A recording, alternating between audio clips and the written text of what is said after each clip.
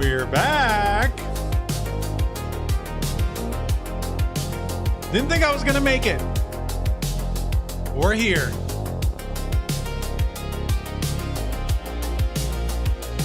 Monster Friday. I guess that's gonna be the new thing. Where the fuck is Nancy Guthrie? Where is Nancy Guthrie? How quickly we all forgot about that. Isn't it so weird?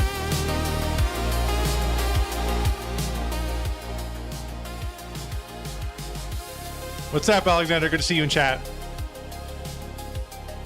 Anyways, we are back. Another Friday night special just for you guys. Got a lot of stuff to talk about. Gonna be a little more of a potpourri night. We're gonna be kind of touching on a bunch of little things. Nothing really, no big, crazy stories or anything like that. We kind of have, it's going to be more of a loose stream of consciousness stream where we're talking about, you know, a handful of different things. We have Tim Dillon on Joe Rogan. We have Nick Fuentes crashing on about Tucker Carlson. Ludwig in chat. Hey, Ludwig. Good to see you, buddy. It's been a while. And guess what? I picked up The Invention of Morel. I'm like almost done with it. I believe that was you who recommended that. Good to see you in chat, buddy. We have AI girlfriends. Interesting kind of callback to last stream, actually. I saw a little something in the comments after I logged off. And I was like, oh shit, that would be interesting to cover, but I was already done with for the night. So I said, you know what? I'm going to go through some of that today. AI girlfriends, Fuentes and Tucker, trying to figure out the Tucker situation. You know, I watch his podcast. I watch, you know, but I don't really know. It's all skin suiting. You know, all these people are reptiles. I don't know who to believe anymore in this landscape of the internet. So I keep everybody at 10-foot pole, you know, just keep, it's like COVID all over again, social distancing from these people. So, but we got a good show. We got a good show. Yeah, Ludwig, good to see you in chat, buddy. I picked that up. Actually, I was given it, I shouldn't say I picked it up. I was given it as a gift for my birthday, my 30th birthday, not too long ago. And I'm reading through that. So a fellow watcher, when you recommended that book, they took it upon themselves to give me a gift. I was like, oh, awesome. I wanted to buy that. I wanted to buy that one. And there was one other one, but I was trying to remember the name of it. I was going to buy Peregrine, I think is what it was. I was going to check it out, but The Invention of Morel is like, it's really short and I'm already like almost done with it. So, but it's good. It's a good story. I haven't read something like that in a while. But yeah, anyways, we have a good show tonight. It's going to be fun. I got a little sidetracked there with Ludwig. I haven't seen him in chat in a while. Our friend Ludwig, come on. Come on. But yeah, we have a good show. Make sure to follow me on X, JCam on YT. Subscribe to me on YouTube. Same exact thing, JCam on YT. Helps me out a ton. We're one away from 310 subscribers, I should say. So let's make it there. Can we make it there? Ludwig, wake up your grandma and tell her to go subscribe to me. Get me to 310. Say, hey, go sub to this cool guy on YouTube.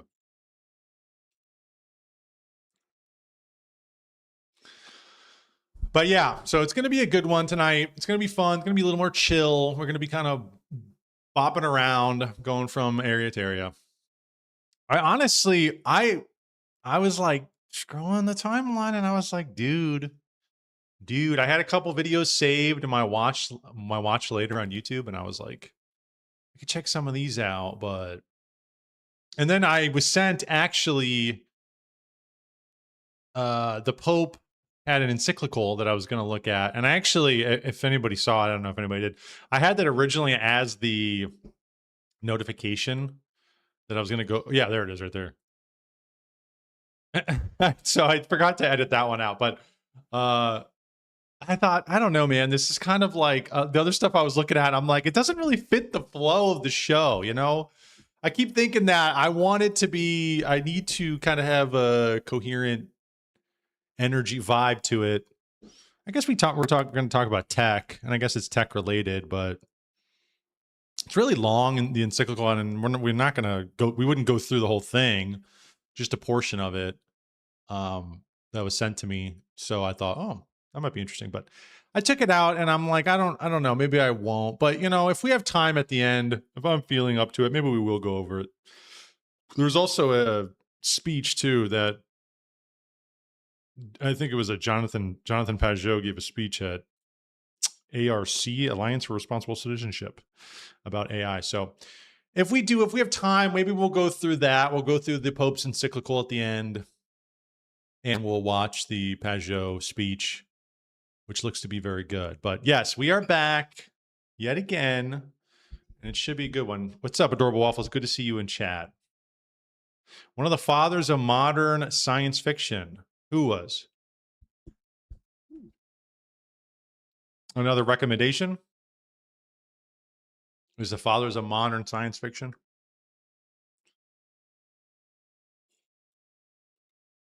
How old is science fiction, you know? How old is that? Science fiction genre origins? Industrial Revolution. Okay, that's what I was going to say. Epic of Gilgamesh, 2000 BCE. Okay, maybe that. Maybe depends on how you slice it, I guess. Cyrano de Bergerac.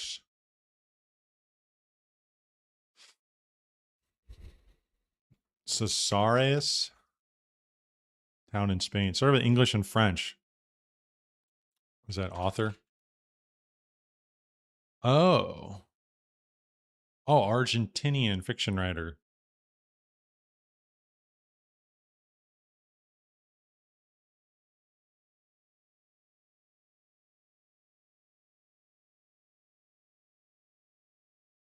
Gilgamesh named, I know. Is that science fiction? I don't really know. That's interesting how you slice that up. I guess modern science fiction would be, yeah, probably industrial revolution era. I would, if I had to guess.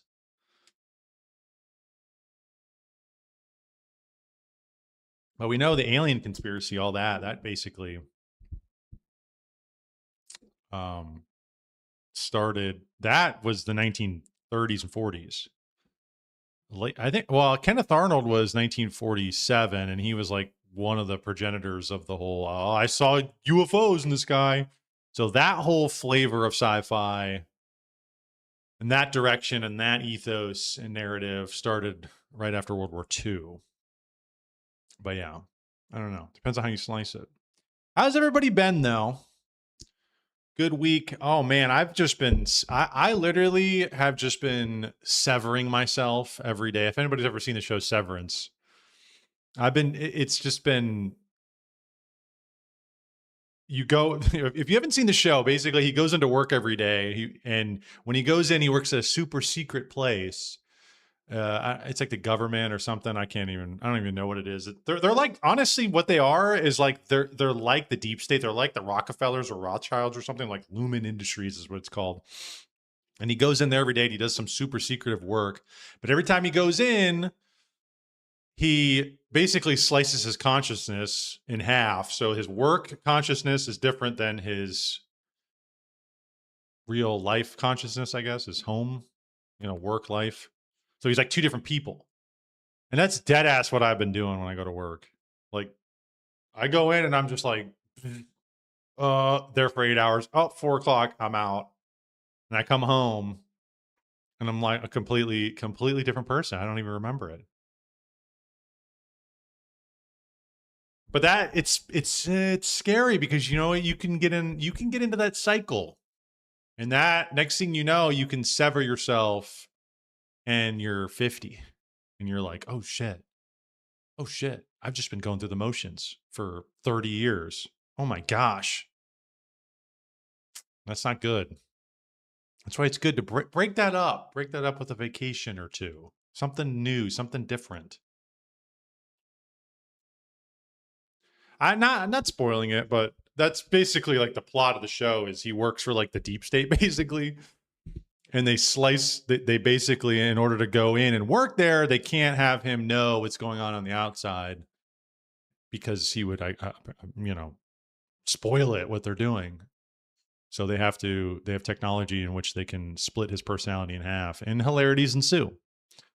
9 to 5 is giving me dissociative trauma. Yeah, I know.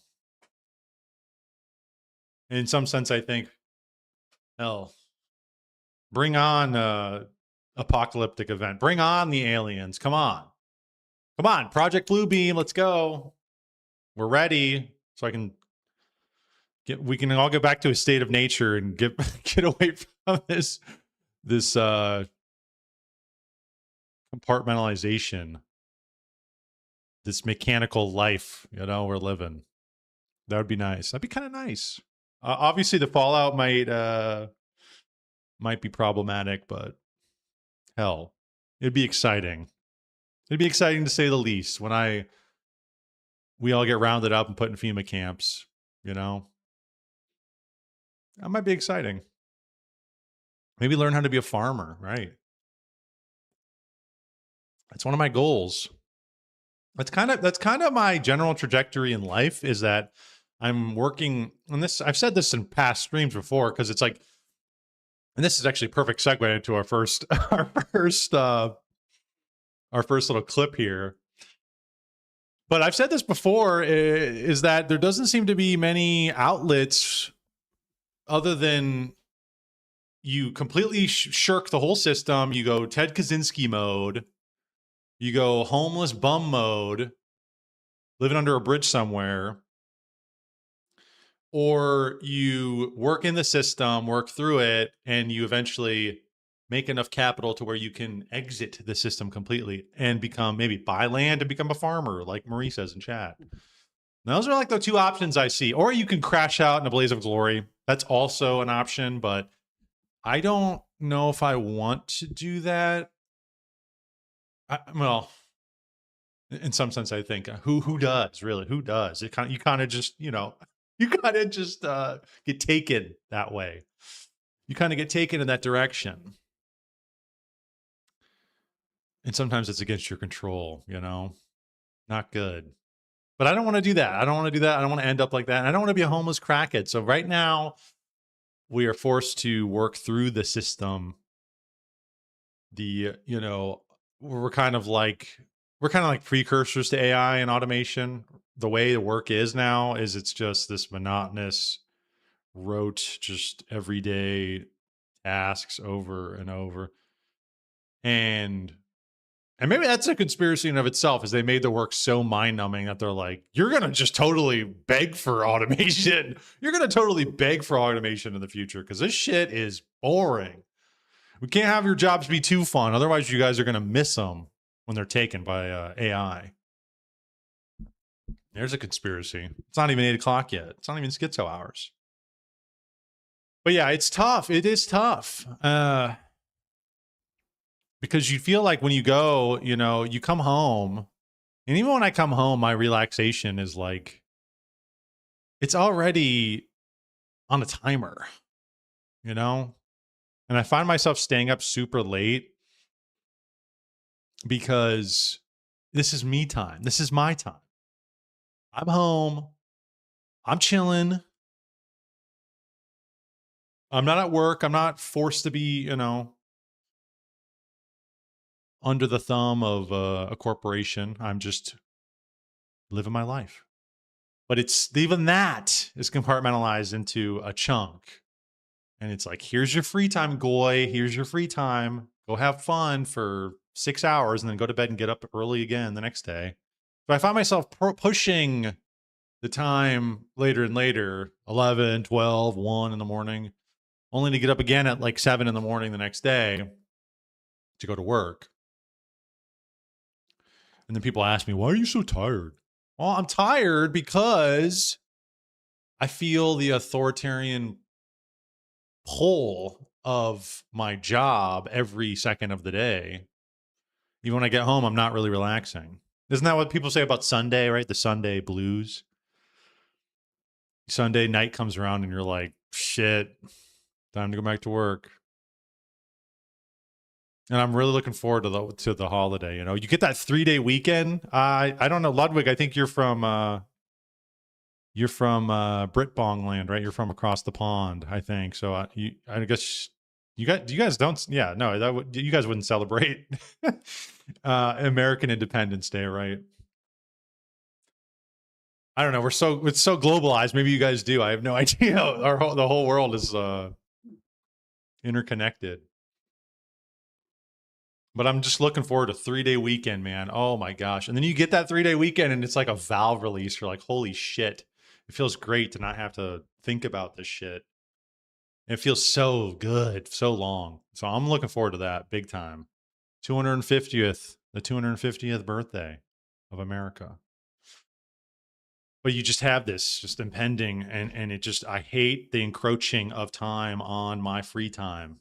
And people ask me why I'm tired. Because I don't want to go to bed, because I don't want to get up and be here, because I have to be here, because I can't just exist, you know? I can't just do what I want. The shackles of modernity. I thought Ludwig was Canadian. I mean, even still, I don't think they celebrate July 4th. But again, like I said, maybe they do. I don't know. American dominance all over the world. You will celebrate our holidays. Anyways, that kind of segues pretty nicely into this clip. So let's look at this guy. This guy's crashing out about his 9 to 5. Very justified crash out. What the fuck are we doing on this earth, man? What the fuck are we doing on this earth, man? Every day, most of us wake up and go to a job that we really don't fucking like, but we can't really quit because we got to get the money to pay the bills that they say is important to pay. What the fuck is the point of this life, man? We go to grocery stores and buy food that God gave us for free. Why the fuck do we pay for lights? Well, that's just the way it is. Fuck you. That is so true, man. That is so fucking true. That's just the way she goes. You talk to like a boomer, man. You talk to a boomer about any of the problems in the world, and I swear to God, man, without a doubt, at some point in the conversation, they will say, that's just the way she goes. Fuck you, man. Fuck you. That's not just the way she goes. Fuck you. Like, come on, man. If I took your head and dunked it in the toilet, are you just going to be like, that's the way she goes? No. You're going to say, this is some bullshit. Why are you doing this to me? That is so funny. Let's see that again. For lights. Well, that's just the way it is. Fuck you. I'm tired of all this. That's just the way it is bullshit. This whole fucking system is garbage. America ain't nothing but a big ass fucking plantation, man. Preach. A big ass fucking plantation. What the fuck are we doing here? There are days I don't want to be on this earth. And I'm not saying I want to unalive myself and nothing like that. The Rubik's Cube shirt. It's like, what the fuck is the point of any of this? The Rubik's Cube shirt is 60, so good. 70 years old. Most of us ain't gonna fucking live to see 50. But we gotta work to maybe retire. Man, fuck you and all that bullshit, man. I don't give a fuck about who president, left, right, and all this dumbass shit. I'm tired of this whole fucking game, man. It's a big ass game. It's a big ass game. Big ass charade. America is a fucking plantation. I don't give a fuck what nobody got to say about it, man. This shit is exhausting. It is. Like, I don't even want to look for another job. I'm gonna walk in there, they gonna ask me, why do you even want this job? Bitch, because I need some fucking money to pay the bills that they tell me is important to pay. Get the fuck out of here, man.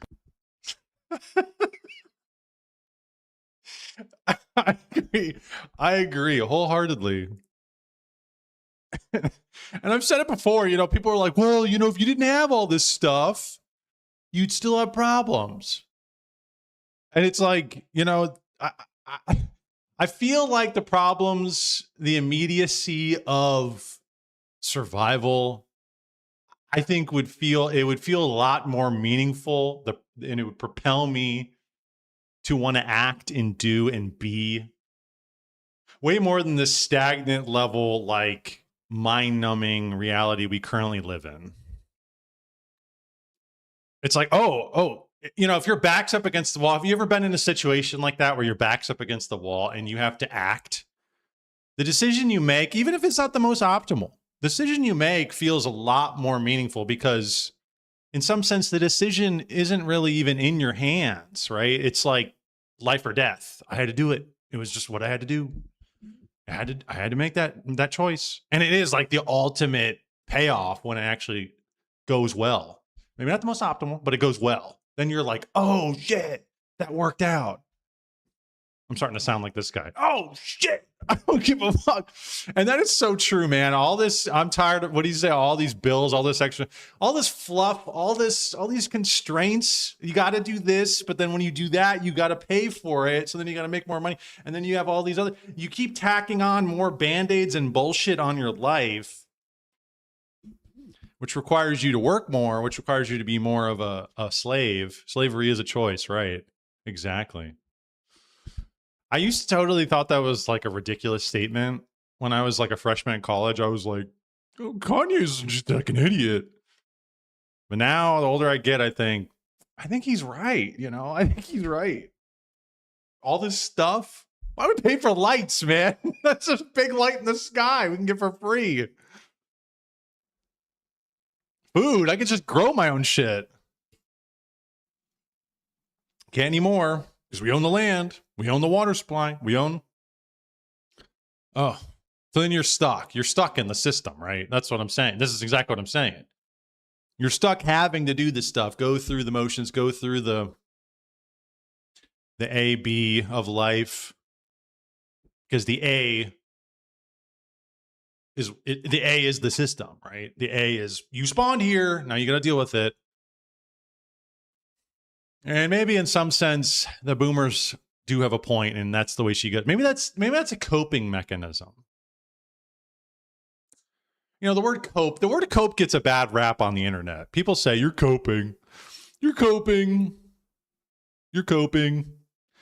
But you know, coping is actually like really important. That's actually like a survival mechanism, you know. I'm coping. I'm able to figure out, I'm able to compromise with the struggles at hand. You got to make a deal. You have to figure it out. And the people who can't cope, those are the people who go into the schools with a trench coat on. Okay? Those are the people who could not cope any longer. Maybe this guy is getting to the end of his cope rope. Very good. That was good. The cope rope. He's getting to the end of his cope rope.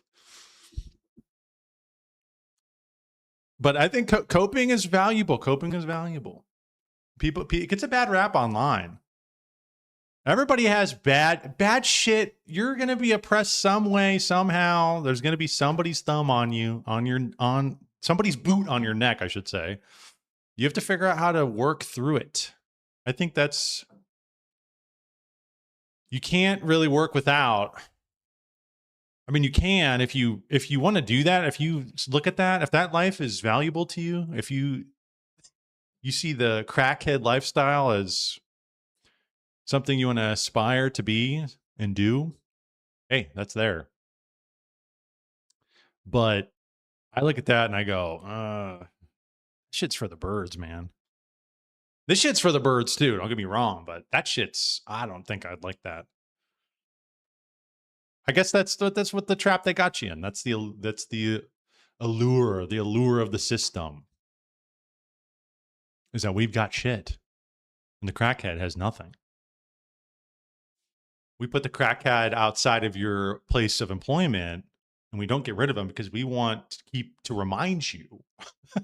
We want to remind you of, hey, that could be you if you don't keep paying your taxes. Goy, that could easily be you if you don't keep paying your taxes. And the goy looks at it and goes, oh, shit. Oh, shit. You can't have you cannot have the image of the self-sustaining farmer, the self-sustaining family. You cannot have these healthy images of prideful kind of taking it upon yourself existence, self-sufficiency. We can't have those things. We cannot have those. Everybody's like the positive people in life are like high-powered businessmen. High-powered businessmen. I wonder if women, like the feminists of life, the feminist movement, I wonder if they're going to get to a point where because I feel like, I wonder if men are like at the end, right? They're like, we've been doing this shit forever. We're done. We're checking out. This is not what it's chalked up to be. Women in the last like 50 years or so are like, they're in it. But I wonder if they're going to get to a point soon where they're like, this shit's bullshit. I want to go home. I want to be a trad wife. I don't want to have to work. And then we're going to start seeing them want to jump out of the system as well. They wanted that shit so hard. Well, here you go. Take it. Here you go. You got it. You want the slavery. You got the slavery. Ladies, how do you like it? Ladies in chat, any ladies in chat? How do you like it? I hate it. I'm out. Learning to adapt and cope with heartache, disappointment, trauma, death, elections. As a part of life, elections. Man, I don't give a fuck who's president. This guy is so funny, bro. But we gotta work to maybe retire. Man, fuck you and all that bullshit, man. I don't give a fuck about who president, left, right, and all this dumbass shit. I'm tired of this whole fucking game, man. It's a big ass game. It's a big ass charade. America is a fucking plantation. I don't give a fuck what nobody got to say about it, man. This shit is bro saw his bro saw the taxes come out of his paycheck and he was done. He was done. Had his first red pill and crashed out. Yep. The greatest prison has no bars, just a paycheck, a routine, and weekends off. Yeah.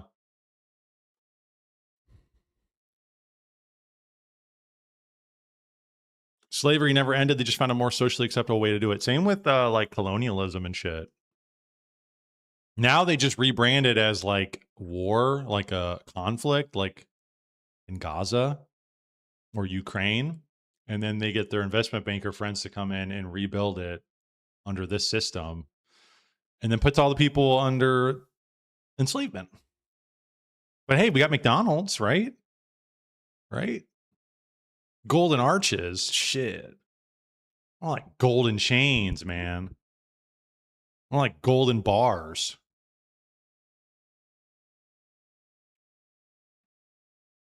He's paying for convenience and comfort. It used to be infinitely worse. He has no idea how good he has it. No, man. I feel like convenience and comfort clearly only get you so far. It clearly only takes people so far. Thus the meaning crisis, right? Now we're having like an existential problem. And so far, the convenience and comfort has no answer for that.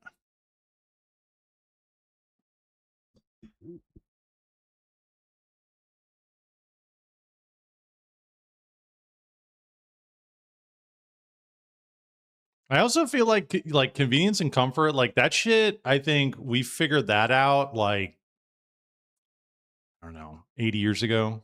Like, I think we hit our peak convenience and comfort. Now all this other shit, it's just the eccentricities of life. There's just like extra whipped cream on the cake. And you're like, dude, I think I was fine with it.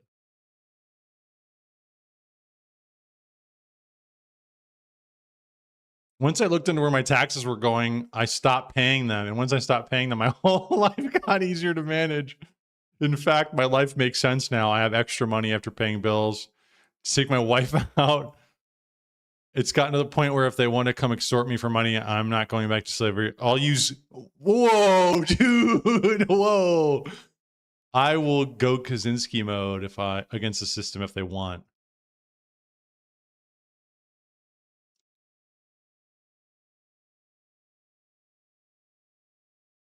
I also wonder, first of all, if everybody just stopped paying taxes, what would happen?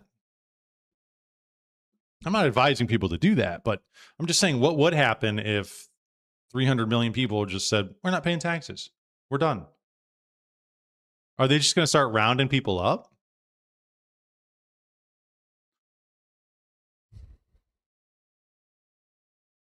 I have no idea. I don't even know what would happen.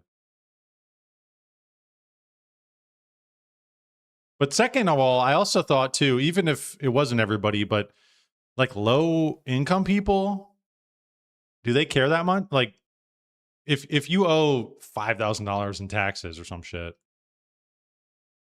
like they usually go after big people who owe a lot, like millions of dollars. I don't know.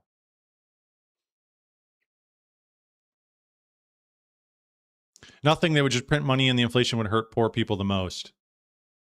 Yeah, that's true. Yeah. I thought, yeah, that crossed my mind for a second, printing the money, but like,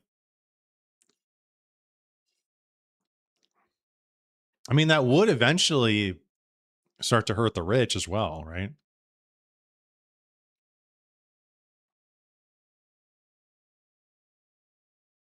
I guess the rich, because they have a lot of assets, they would be able to hedge against it.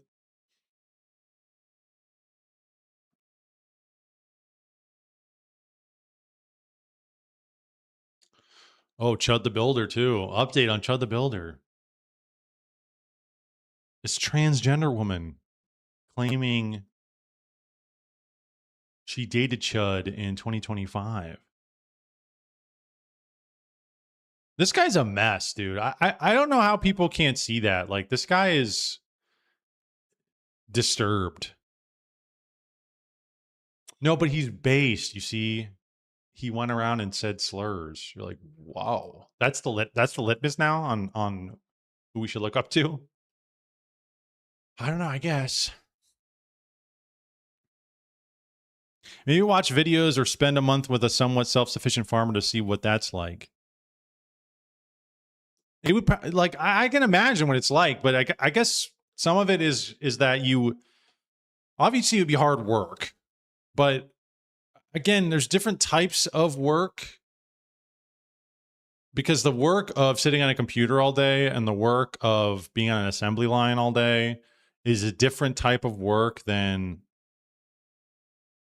being a farmer, than being self-sufficient, than doing for yourself and reaping the benefits and the rewards of the thing that you produce, the thing that you toiled to make. When you're at a job, you're making somebody else's shit. But even then you're not. You're like one cog in the machine of the business. You're specialized in one thing that any idiot can do, and you pull the lever over and over again. But you have no real connection to the whole, and you have no real connection to the product that's really being made. And I think that's a part of it, is that it's a lack of meaning, right? It's meaningless. It seems meaningless, the work we're doing. We're just going and we're doing this kind of automated, like I said, this A/B over and over again, nonsensical bullshit just to get these digits on a screen so I can pay for basic necessities. Like, that's what it feels like. It's like given the option, I'm certain that a lot of people would feel like they would rather go back to an agrarian lifestyle if it meant they could opt out of this. I'm certain that if you pulled people on that, they would say, yeah, I would like to just grow my own crops and forage at my own path and do my own thing. Because a lot of it, it's the meaninglessness, but it's also the lack of control too. That's another big one, is that your life is in the hands of this collective market. You're just a cog in the market, and you have to rely on all these people and all these the business owners who you never meet, who you never talk to, investment bankers from lands far away, and you're beholden to them. This kind of apparatus, this inhuman apparatus. That's the thing, is that like farming is a very human activity. Sitting there at a computer for 8 hours a day is not. Sitting on an assembly line all day is not. It's very inhuman. Uh-oh.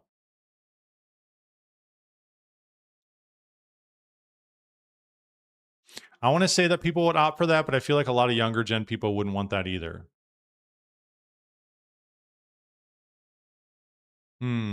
Yeah, like I feel like there was like I said, there was a sweet spot where we had this where you didn't have to go full on living in the wilderness Kaczynski mode, but you also weren't some automaton like this.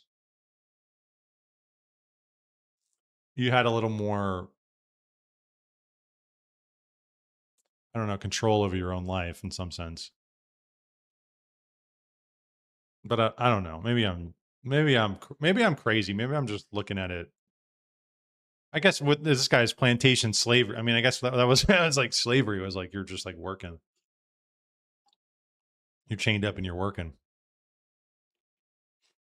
I feel like a lot of the younger gen people wouldn't want that. Really think so?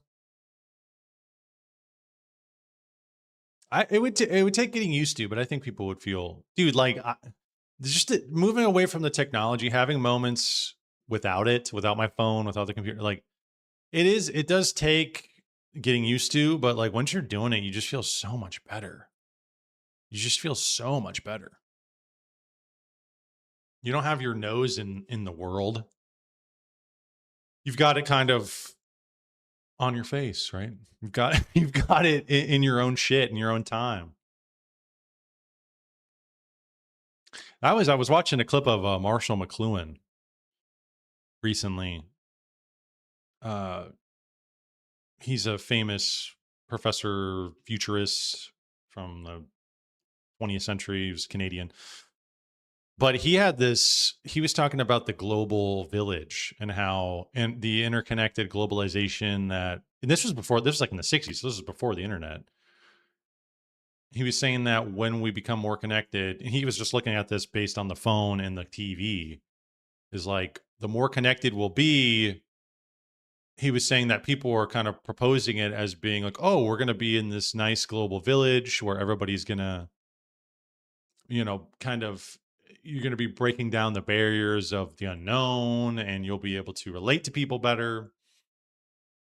But he said, actually, what's going to happen is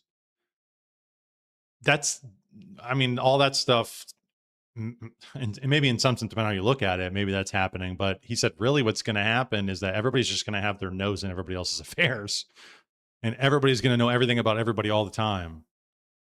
And there's going to be just kind of this like outpouring of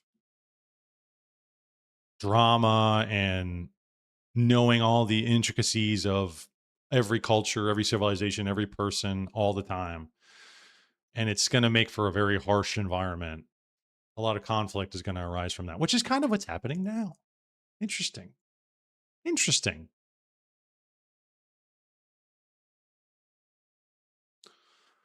I think people don't want to work in general. Being away from the internet and social media is very healing for the mind and soul. And a lot of people acknowledge that's true, but they're addicted to the lack of boredom. Yeah. You need something to do. I need to fill my brain with shit all the time. I cannot be still. Because when you're still, then you have to reflect on things that you might not want to reflect on. And it's just convenient. It's just a convenient way to pass the time, I guess.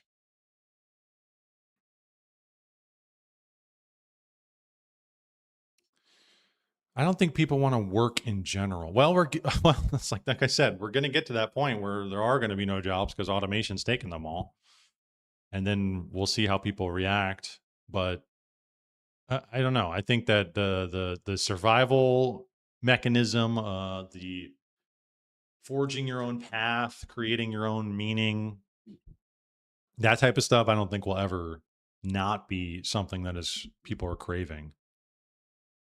And I think getting back down to a localized level, getting back down to the self, getting back down to your community, those are ways in which you can energize meaning in your life. The people you know, the things you do for them, the things they do for you, the events you have, you hold, right? The social dynamics of the community.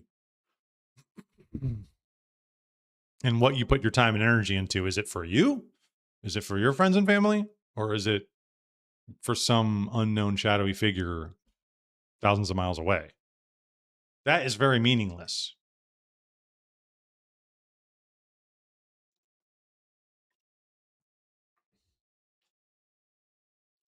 Bringing it back to its roots, I think, would give people a lot of meaning. I don't know. Maybe it wouldn't. Maybe people would still feel like, screw this shit. Maybe you're right, Adorable Waffles. Like, people just want to bitch no matter what, I guess. All right, we're moving on. We're going to look at the Elijah Schaffer clip here. For the people tired of Elijah, hey, we didn't talk about him last week, but I saw this clip and I thought, I got to check this out.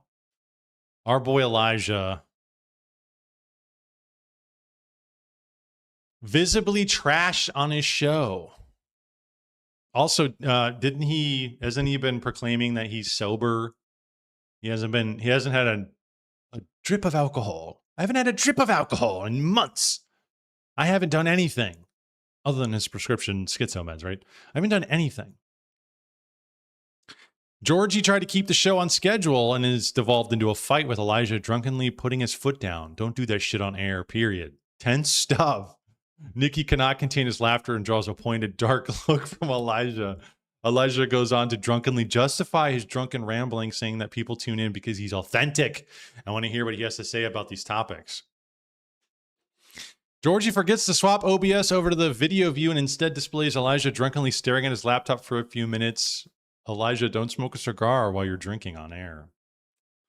Let's take a look.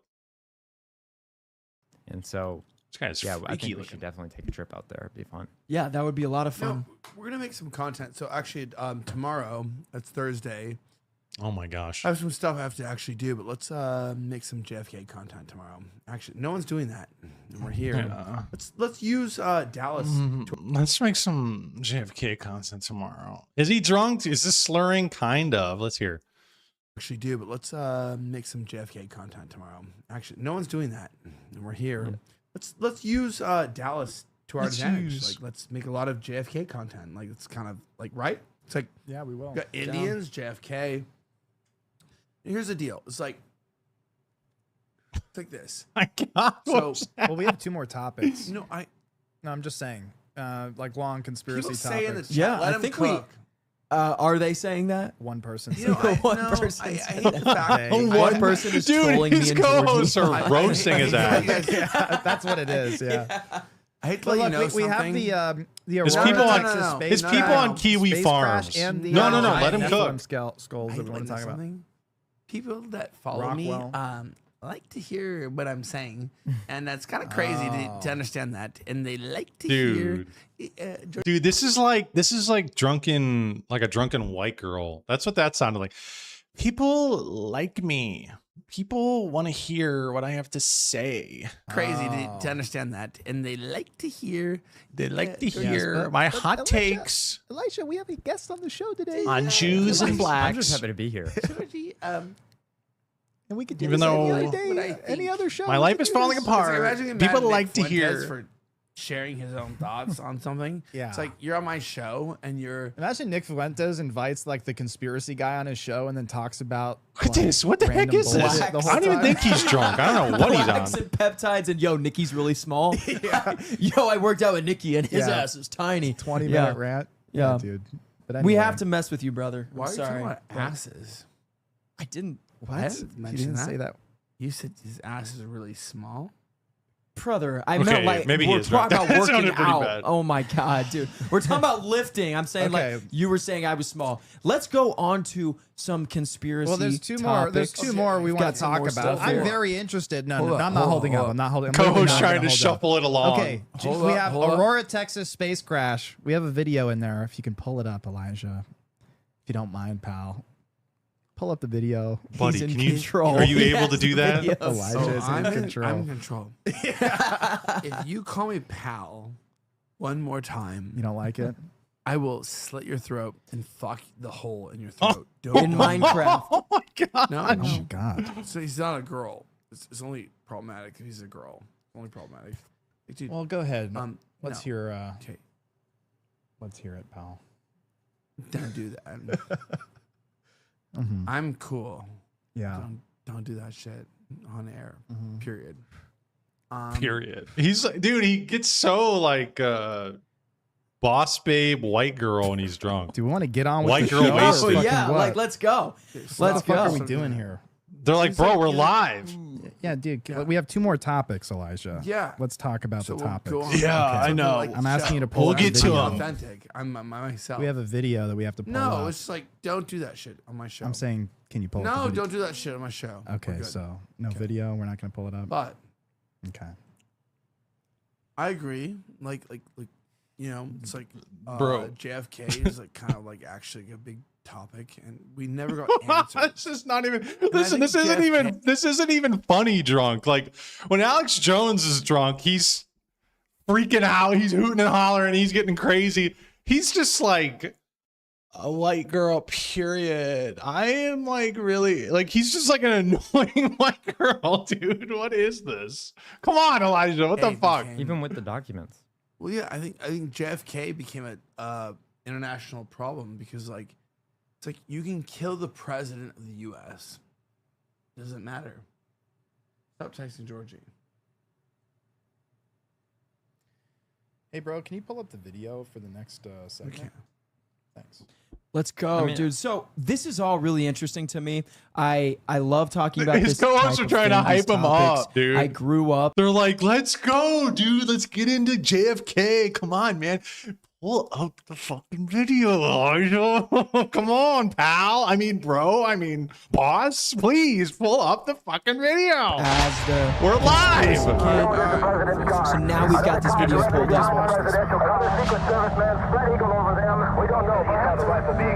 And then he's playing it full blast. Okay, next. Yeah. Thank you for that. Aurora, Texas one. This one blew my mind. So I can set it up if you want me to. Set it up. There we go. Yeah, So- tell us so- about it. So most Oh people my would, gosh. like if I asked you what the first UFO crash was, what would you say? Like in recorded history. Kenneth Arnold, 1947.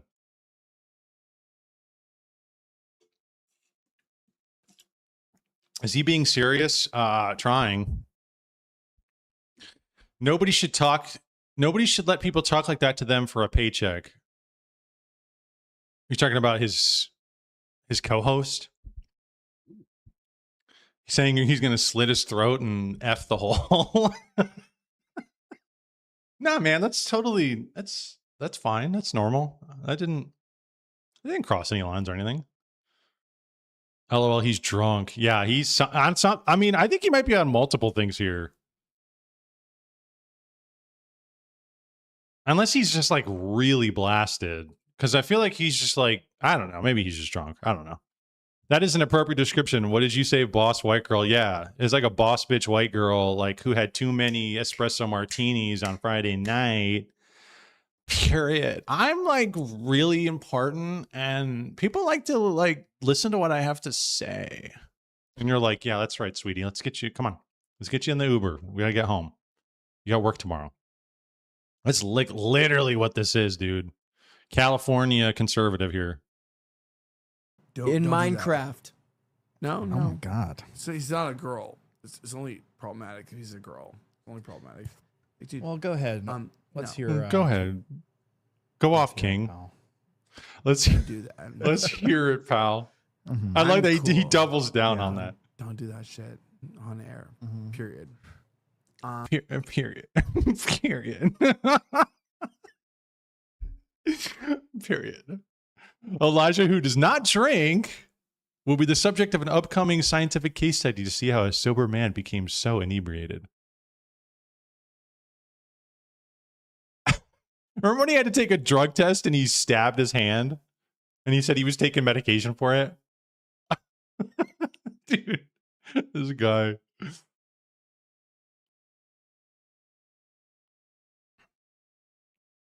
Side note, Elijah was supposed to do a gaming stream shortly after the stream ended, but he was unable to make it, sending Nikki Rudd in his stead. I guess Elijah and Georgie were arguing too much for Elijah to game. All right, W. And then our last filling in for Elijah. With Chad Champion? Tonight we have... Isn't Chad Champion like counter-signaling Nick and the Groypers, man? Like, are you sure about that, bro? Are you sure about getting on stream with him, bro? the famous Nikki Rudd.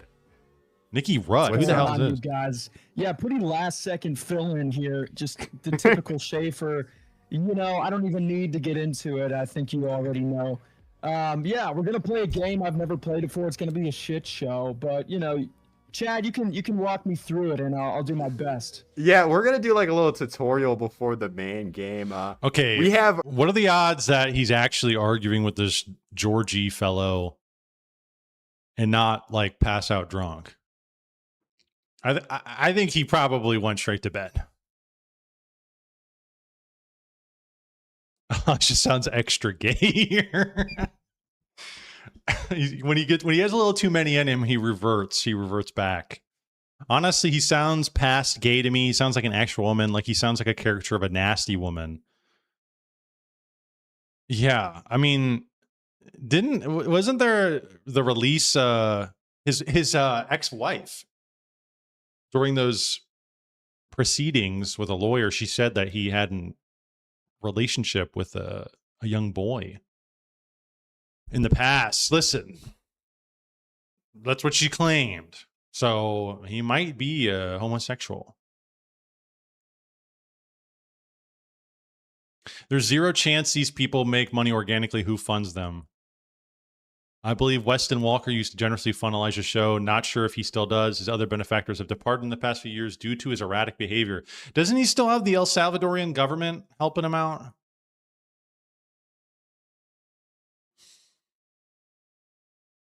They said recently on the show they're not making any money. I have no idea how they pay the bills. Georgie is a veteran, so he probably gets some money from that.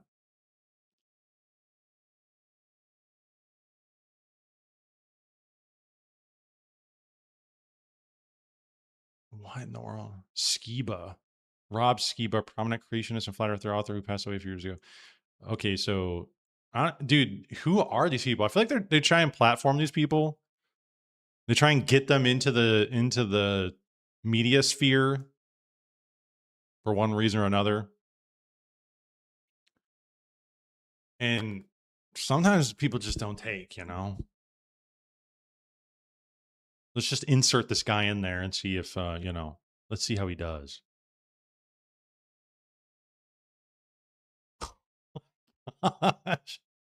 He is totally sloshed. Yeah, I'm going to say there's multiple things going through his system. But anyways, that's the Elijah update. I don't really know what's going on. What's going on, big guy? Getting in fights with your co-host live? Drunk as a nasty boss bitch? Snapping them fingers. Don't call me pal. It's weird. It's really crazy. Crazy stuff.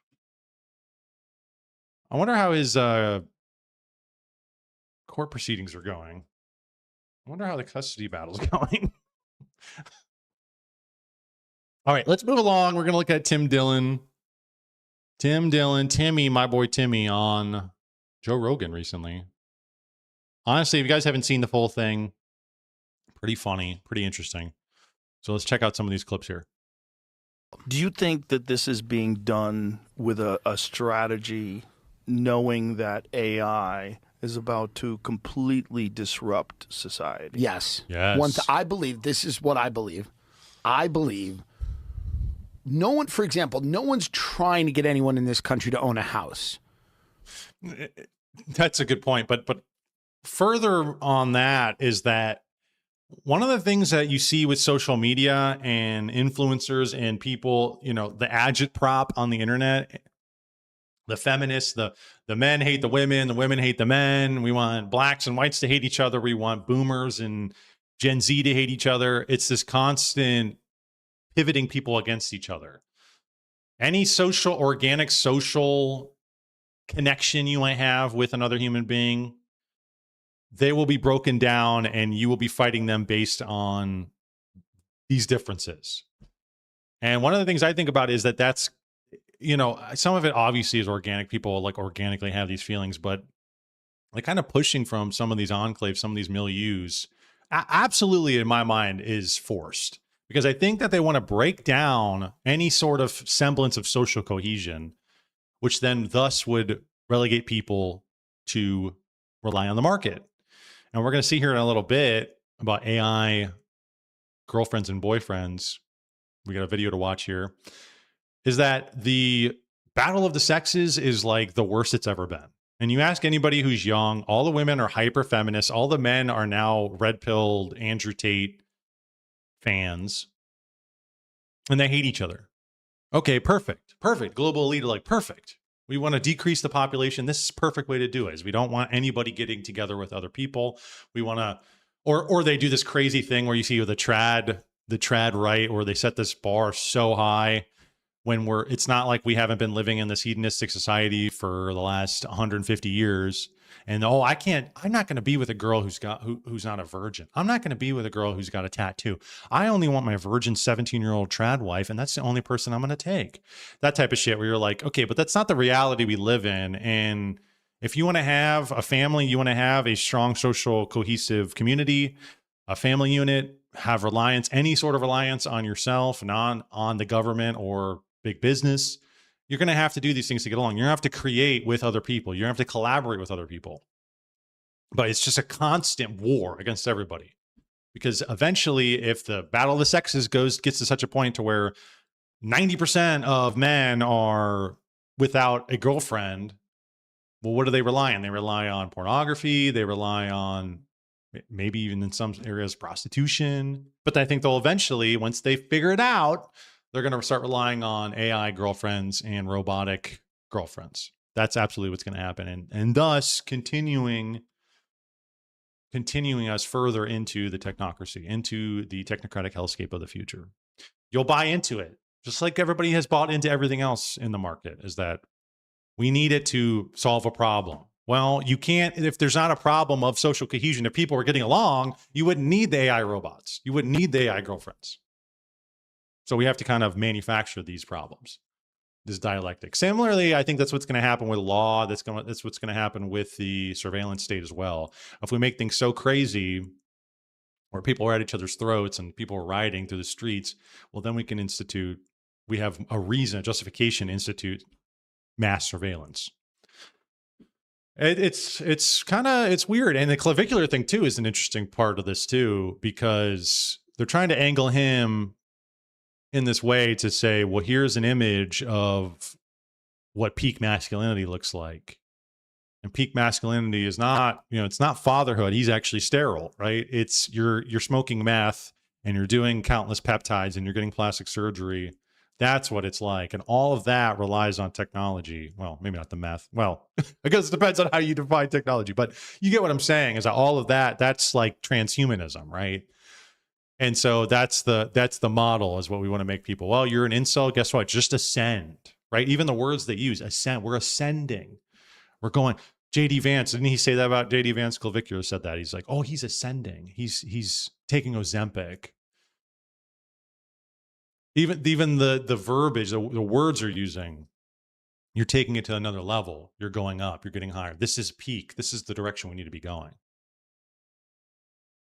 Side tangent, but I think it's what's happening. No, people pay lip service to the idea. The spirit, the spirit of the times, the spirit of the internet is war and strife.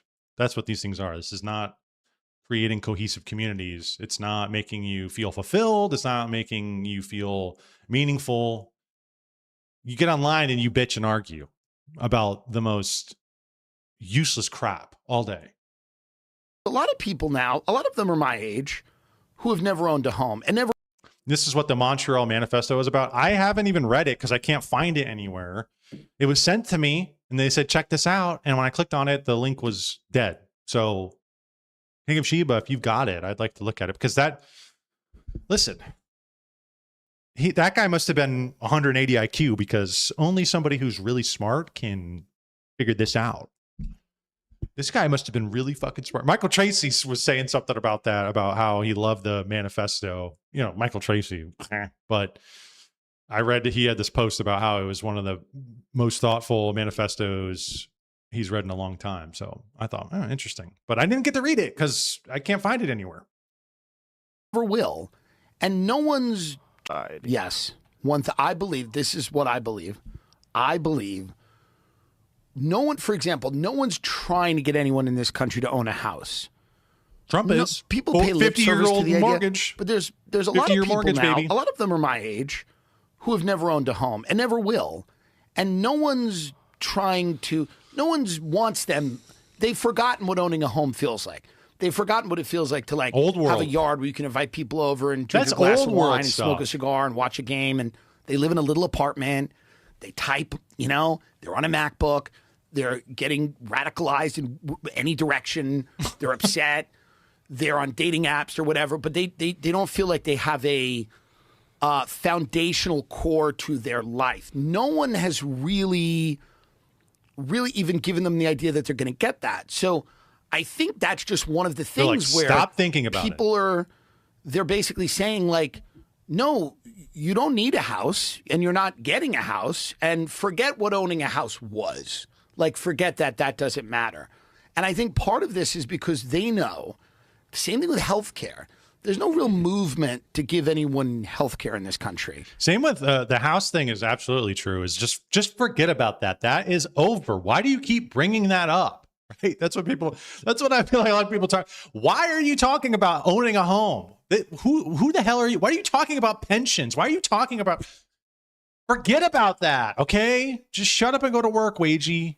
Just shut up, boy slave. Go to work. Another thing, which I don't think he mentions here, is marriage. That's another thing too. Marriage and family. Not a lot of people I know have kids. Nobody's having these big families. Even if they do have kids, it's one or two. And it's almost like, I think I go to family events and gatherings, and my mother had a bunch of brothers and sisters, and they all had kids. So it's like a party. But I think this is going to keep waning and waning and getting smaller and smaller and smaller over the years, because none of us are replenishing that. None of us we're not fulfilling that role, right? We're not going to bring about the next generation. The next generation is going to be like half of what this generation is. And that's really sad to think about. But it just seems like when you hear somebody, I just hung out with a couple Gen Z, early 20s, and they were married. A couple, and I honestly, it was very strange. I was like, this is right, and this should be normal, but this is an oddity. I felt that in the back of my, this is kind of weird. You're 20, 22, 23, and you guys are married. Awesome. That's awesome. Right. That's excellent. But I did take a step back and was like, this is very strange. Normally people like this are out there gallivanting on the town. They're hooked on whatever they're doing. They're just a gamer. They're an incel, right? They fall into one of these groups. They're a rabid feminist, an incel, whatever. And it's kind of strange, but it does feel like he's saying that's something that's part of the old world. The new world is about the individual and his ascendancy to transhumanism and posthumanism, right? That's what it feels like. That's the image of the future. That's the changing images of man. And if it is, it gets shut down immediately. So on the positive side, you might go, well, they know that AI is coming and that AI is going to do a lot of stuff with health, and it's going to help extend lifespans. But also on the negative side, they go, AI is going to disrupt the economy to a point where, we're not going to have people owning homes and cars and things like that. we're going to have a lot of people without a steady income, or they don't really know what to do. We're going to have a lot of wealth that's existed, a lot of capital, and we're going to have tremendous inequality, and we're going to have a lot of joblessness. So for sure, I think that they're preparing for that. I mean, there's no way you can look at the landscape. Yeah, all these selling the elites, country off for all the elites are buying like bunkers and shit in other countries. Like Peter Thiel in his Dialogue Society, they had a title of one of their forums was "How to Survive World War III." Okay, they're preparing for this. They're ready for this. For parts, and this is both parties, and this is like they're selling it off for parts. So, I mean, obviously, something's coming. Something's coming for sure, and I don't know when it is. And I'm sure the AI thing's overblown to an extent, and I think so much of our GDP depends on it that a lot of these companies are lying. But Anthropic's a creepy. These are creepy companies. You know, I mean, they're just creepy. Well, the amount of power that tech companies have in general is unprecedented. There's never been corporations. I mean, unless you go back to like the East India Corporation that. Yeah, you know, you go back. They're their own. Where they have their like own military, an enormous army, right? You know, totally. And they took over India and Pakistan. And but if you look at what they're doing, it's very different than that. You know, other than the army part, what they have is robot armies, and then they have AI, which Elon just recently said is going to be like 1 million times smarter than the smartest human that's ever lived. Right. Like this is the goal. The goal is to create literally a digital god. And it's going to be controlled by not us, not the collective human race. It's going to be controlled by a select few group of people. And that's weird. Like, and we're just trusting them. Well, that's why you're not getting a vote on immigration levels. We're not you're trusting not going to get a vote They're on. just You know, doing like it. I think the reality is that eventually they're going to go, do you want safe streets? Do you want food? Do you want a little bit of money? You got to do X, Y, and Z. You got to believe X, Y, and Z. You got to get sterilized. And, I mean, that seems to be coming. And it seems like if you put people in a corner and you get them scared, this is what we learned during COVID. Like they will back down. They'll go along with a lot of stupid shit. They'll try to find comfort, and they will listen to people that they deem to be worthy. Yeah. You know? They'll trust the government, which is wild. The left is the people that trust the government. Well, now. you have all these studies that come out. I don't know, this is man. the thing that I love London, and that point. I mean, the left is the ones who trust the government. I think there's a lot of left wing people who look back on themselves during COVID and they're like, "Damn, that was actually fucked up." When they look at Wall Street, they go and look at Main Street, look at Big Pharma, and they thought, you know, I've noticed people and I've talked to people in my own life where it seems like they're a lot more skeptical of these institutions where it was like that. You were like a democratic slave and you would just vote blue no matter who, and you would, whatever they're telling me, I'll do. But I think that shit's kind of moving on. I think people are like left, right, and center are starting to think this is not working. Whatever is going on up there, I don't care what you're espousing. I don't care what you're telling me. Whatever's happening behind the scenes is not helping anybody. And a lot of the people who I see who rally against the AI the most are left-wing people. I actually don't even hear that many right-wing people talk about it that much. I mean, I hear like the conspiracy people, but like they're not, the conspiracy sphere is not what I would put in the traditional right-wing camp. You know, they kind of, I don't know, in some sense I don't want to say that they're just out of it. They're just out of the political sphere altogether. You can't even place a lot of them on the political compass. I think a lot of it would probably maybe end up libertarian in some sense, but traditional right-wingers, I don't even hear talking about this. Like, does anybody in chat, anybody who watches right-wing media or left-wing media, if so, do you guys hear, what do you guys hear from these people? Because I see a lot more left-wing people talking about AI and going out and protesting AI than I do right-wingers.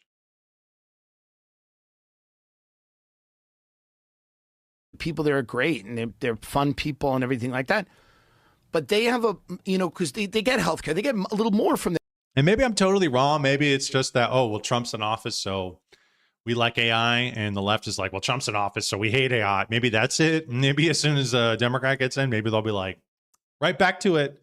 Yeah, we love AI now. But it just feels like that's not, it doesn't feel like it's as evident to me anymore that people are going to just go along with the prescription of the elite. That it feels like you can't even trust any of these people anymore. That's how I feel, at least. Their government than we do. There's more trust in their government than we have in our government. And there's positives to that and there's negatives. But they're a society of rules and customs and order. And it is a bit different. So I think they are more likely to go along with the grand plan of the government more so than the United States, where we really do question more what's happening than people in Europe or the UK overall. Yeah, well, that makes sense, right? They have socialized health care. They have, isn't their education paid for completely? Isn't university? Yeah, they have good stuff. They have a good life. Yeah. There's benefits to that. Totally. There's like a balance to be achieved. I've always said that, like in this country, it's foolish that we don't pay for higher education. Like the more educated people, the better. Like the less losers, the better. Depends. Depends on what you mean by education. That's something else I've been thinking about too, is like it's a tangent, but off of what he's saying there, the idea of education, just knowing, having more knowledge of things. Like, is that always better?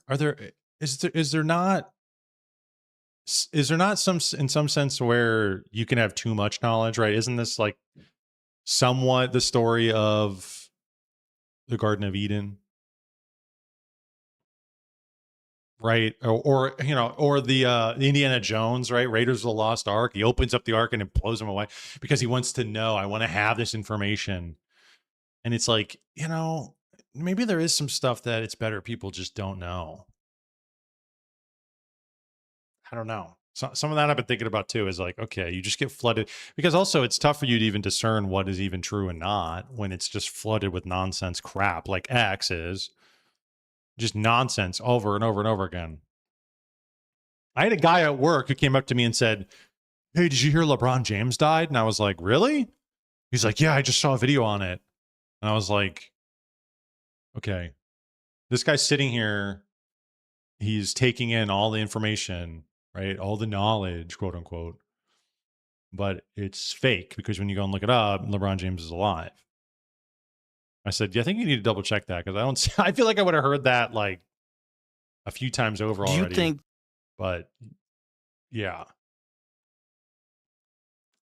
it's almost like that part of that thirst for more knowledge, more information, knowledge, that because that's an innate drive in a lot of people, because of what Joe Rogan said, it's just better to be educated, not be a loser. That in and of itself has been hijacked by the internet and social media algorithms. And now it's flooded with crap.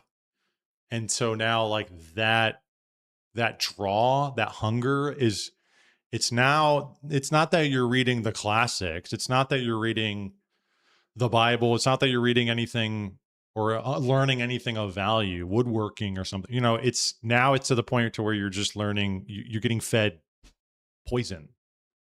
And now I think, okay, maybe it's like better not to know or to even want to know everything under the sun, lest ye have a Raiders of the Lost Ark moment.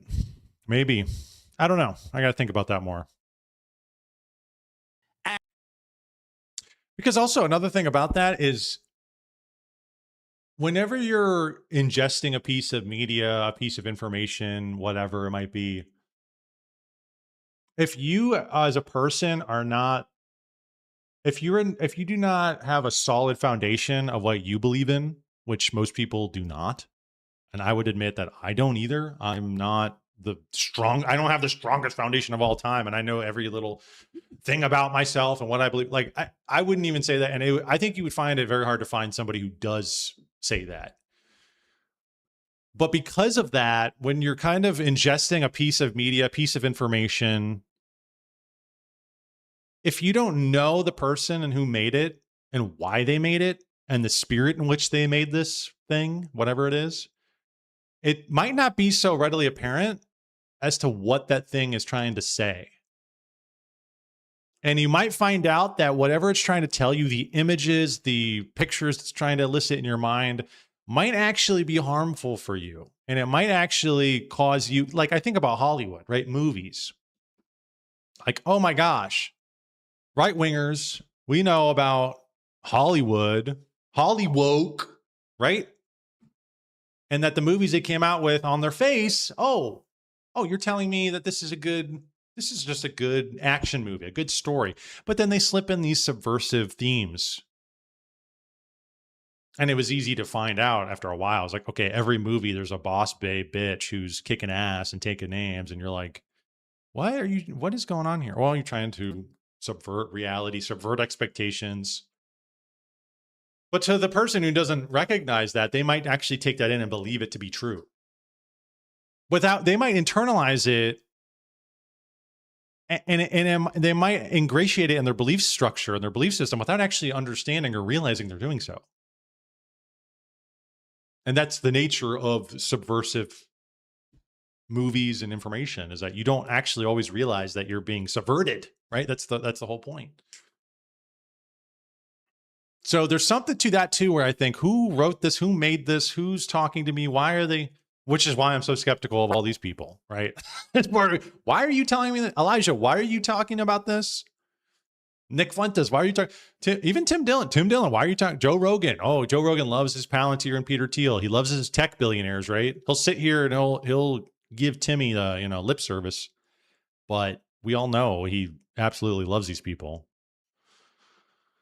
So it's just like, it's tough. And I feel like it's so murky. The information being put out is now it doesn't even seem like it was easier to point out, oh, the woke programming. That was easy. That shit was easy. Now it seems like it's broke all the way open. And I don't know up from down with any of these people. At least that's how I feel. And maybe, again, maybe I overthink this shit, but I think there is some truth to that. And I think a lot of people, they make associations in their mind, right? If somebody in a piece of media is showing you, I don't even know, I'm trying to even think, a person who looks a certain way, wears something, and they're we had a slew of movies in the 80s where the bad guy was always like a Russian, right? The Cold War, the movies, the guy was always a Russian. It was like the bad guy, right? He always had an accent, like that Eastern European accent. Well, that will get in people's minds, and they won't even realize that the reason that was being done was because we were in a Cold War with Russia, right? And now you might go and interact with people, and you might come in contact with somebody who has an Eastern European accent, and you'll go, "You're a bad guy. I don't want to trust you," without even really thinking about it, but you're associating it to that movie. And so things like that, like that's just a small example, but you can think of many others. It's just, it's reality creation. We want you to think about reality like this. And if you don't have an understanding of the person making it and the direction they're trying to point it at, I think you can easily fall into their reality of things. And then you're just a stooge. You're like literally living life and acting in accordance to what they concocted. So I don't know. How do you wade through that minefield, though? I don't know. Guard yourself. Try and have discernment.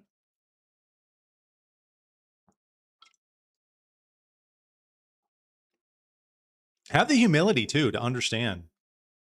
You do not know everything. And you might be fooled. Because you don't get to choose what you're convinced of. That is something that is very true. You don't get to choose that. And it can be subtle and subversive. So, I don't know. Just some thoughts. And family in America means almost nothing. And it is reinforced how little family means because, like, doctors will tell you, yeah, fuck it. It's your father. Who cares? So It's basically Great. a thing where, like, I think when you go to these other countries and you realize how deeply rooted a lot of things are in family and culture and tradition, and then we come from a country where, like, almost very little is. I'm not saying people don't have great families here, but, like, you know, America is about you. And it's not about, if you don't agree with your sister, fuck her. If your mother disagrees with you, block her. That's our country. And in other countries, that's unheard of. Like, that's unheard of. Like, it doesn't happen. And, you know, the comedian was explaining to me, like, in India, there's like a lot less of a drug problem in certain areas. And he was wondered why. I wonder if some of that is also the means to do that. Right. We have technology, we have wealth, we have the ability for people to say, I'm out, I'm moving away from my family, I'm going away to college, I'm going to a big city, I'm leaving here, I'm traveling, I'm going to go do my own thing. Whereas maybe in another culture, you might not have the means to do that. It might be a bit more, the society might be structured in such a way that you don't really have the means to do that, right? You might be in a poor community, or it might be more dangerous in certain areas, and maybe it's more like wilderness, right? Like you don't really know the wilderness of your whole country and where I can and can't go. And so you're kind of stuck there, but you have to make do. And in some sense, I think that's good. I think that's absolutely good, is making do. It's your mother, it's your father, right? Make do, cope. Okay. Cope, figure out how to get along. And he goes, well, but also that's part of the structure of the liberal America, right? The liberal West is like, you ought to have the ability to disassociate from any person ever, under any circumstances, no matter who. And we will help you. We will propel you to do that. Whatever you want, we will push you towards being you and paving your own path. People don't want to do drugs to, like, disgrace their family, even poor people. Even poor people will be like, I don't want to be a drug addict because my family's going to think bad about that. Wow. Whereas here, there's people. Okay. Well, that right there. Hang on. Why happen? And, you know, the comedian was explaining to me, like, in India, there's like a lot less of a drug problem in certain areas, and he was wondered why. And he goes, well, people don't want to do drugs to, like, disgrace their family, even poor people. Even poor people will be like, I don't want to be a drug addict because my family's going to think bad about that. Wow. Right. Whereas here, there's people that'll shoot up in front of their parents. Right. You know what I mean? Like, so it's just a different. I'll blow the blunt smoke right on my mom's face. Culturally, we've gotten to this point where people are having less children. Family means very little. So then what has replaced that? It's clearly the state and corporations. And ideology. So they've replaced families and communities. Yeah, that's what people, I mean, it's not a revolutionary take, but that's what people say about politics, right? Politics is this kind of civic religion that we have now taken it out of the church, out of traditional religion, and into the civic religion, the American religion of Democrat and Republican, right? And now who's your God? Well, it's whatever side you're on when they get in office, that's your God. That's who you bow down to.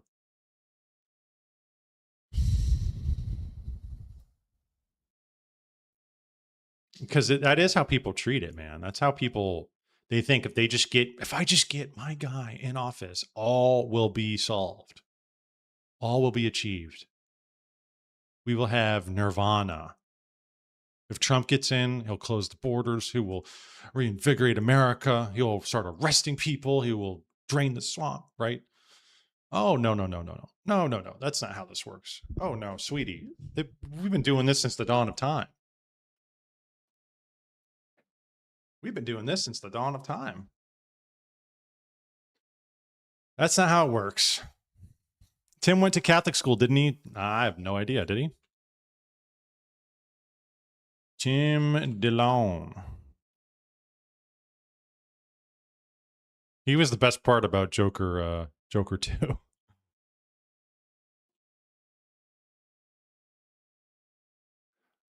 Well, he came out as gay, so I'm assuming no, that's a joke. That's a joke. Irish Catholic.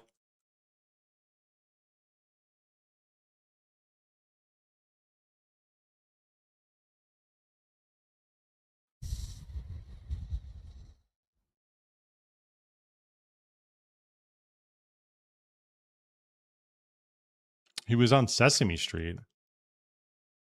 He went to Nassau Community College. I don't know if it says. I don't know. I don't know where you heard that.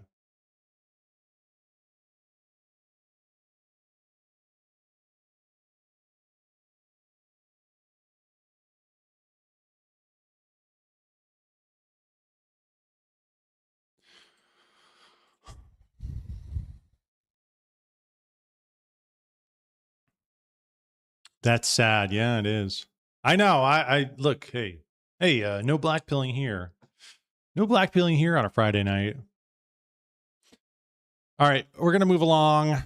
We're gonna talk about the Tucker Carlson drama, I guess. I cannot wait to see how this whole arc pans out. It's gonna be interesting to see, specifically in 2028, right?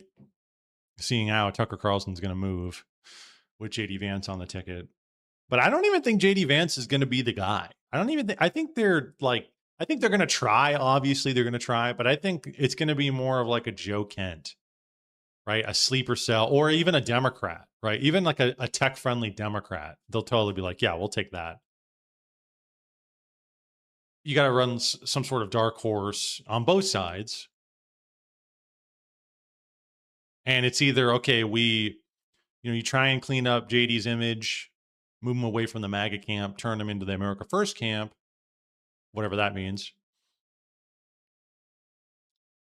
and try and get him out there. He'll be the front runner, but you also have a couple people waiting in the wings on both sides, just in case. Just in case. But all right, we're going to move on to that here in a second, but I'm going to quickly grab a beverage, and then we will get right into that. So give me 1 second. I will be right back. And don't nobody go nowhere. And don't you dare touch that dial.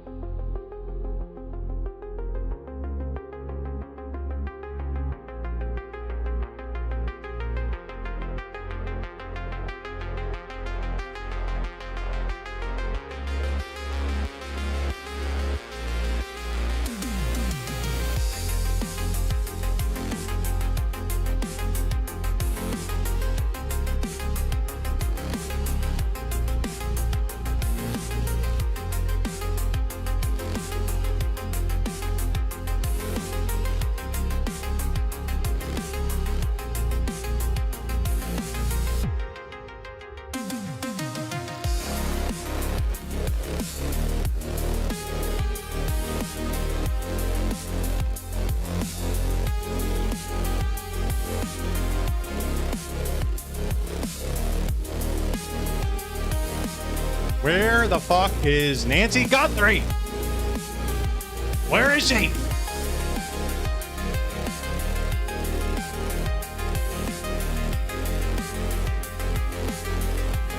Nancy Guthrie, new demand letter. I have a phone with video. What?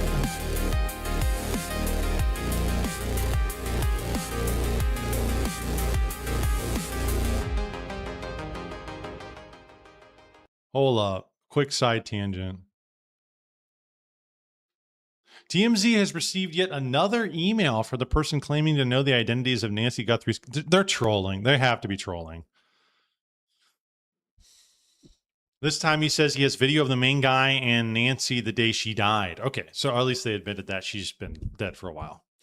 We have authenticated the new email is from the same person who sent us the previous ones. He references an old Bitcoin address which matches, as does his alias. Okay. He seems to scoff at our report. The FBI believes the person who wrote the email might be a woman. Really? He goes on to say, I am not the idiot who recently called in a tip about her burial site in Mexico. Then he drops new claims. He says, I have a phone stashed in a secure location guaranteeing both the information it stores and the safety of the phone. He goes on to say, what it contains is my definition of delivering them on a silver platter, a short video of the main guy with Nancy the day that was probably her last. Both pictures of both involved, names and addresses and age. He claims the phone is in a location easy access if you know where it is. He says he will ante up the password for 1 Bitcoin and gives a new Bitcoin address. Man, this guy really wants Bitcoin. We have posted our reaction to his demand, which is to say he should send us 1 screen grab of Nancy to authenticate his claim. We have forwarded the email to the FBI. I'm surprised they didn't pay this shit like the first time. Didn't he ask for like a half a Bitcoin? And they were like, yeah, we'll do it. And then they just like never did. It was like, what? Yeah, if I was Savannah, I would have paid the first ransom. I mean, she's a millionaire, right? At least she can afford a Bitcoin. I would have paid the first ransom demand just in case it was real, and then they would return my mother. If they want closure, they should entertain this. If you get scammed, then you know better, but maybe it's real.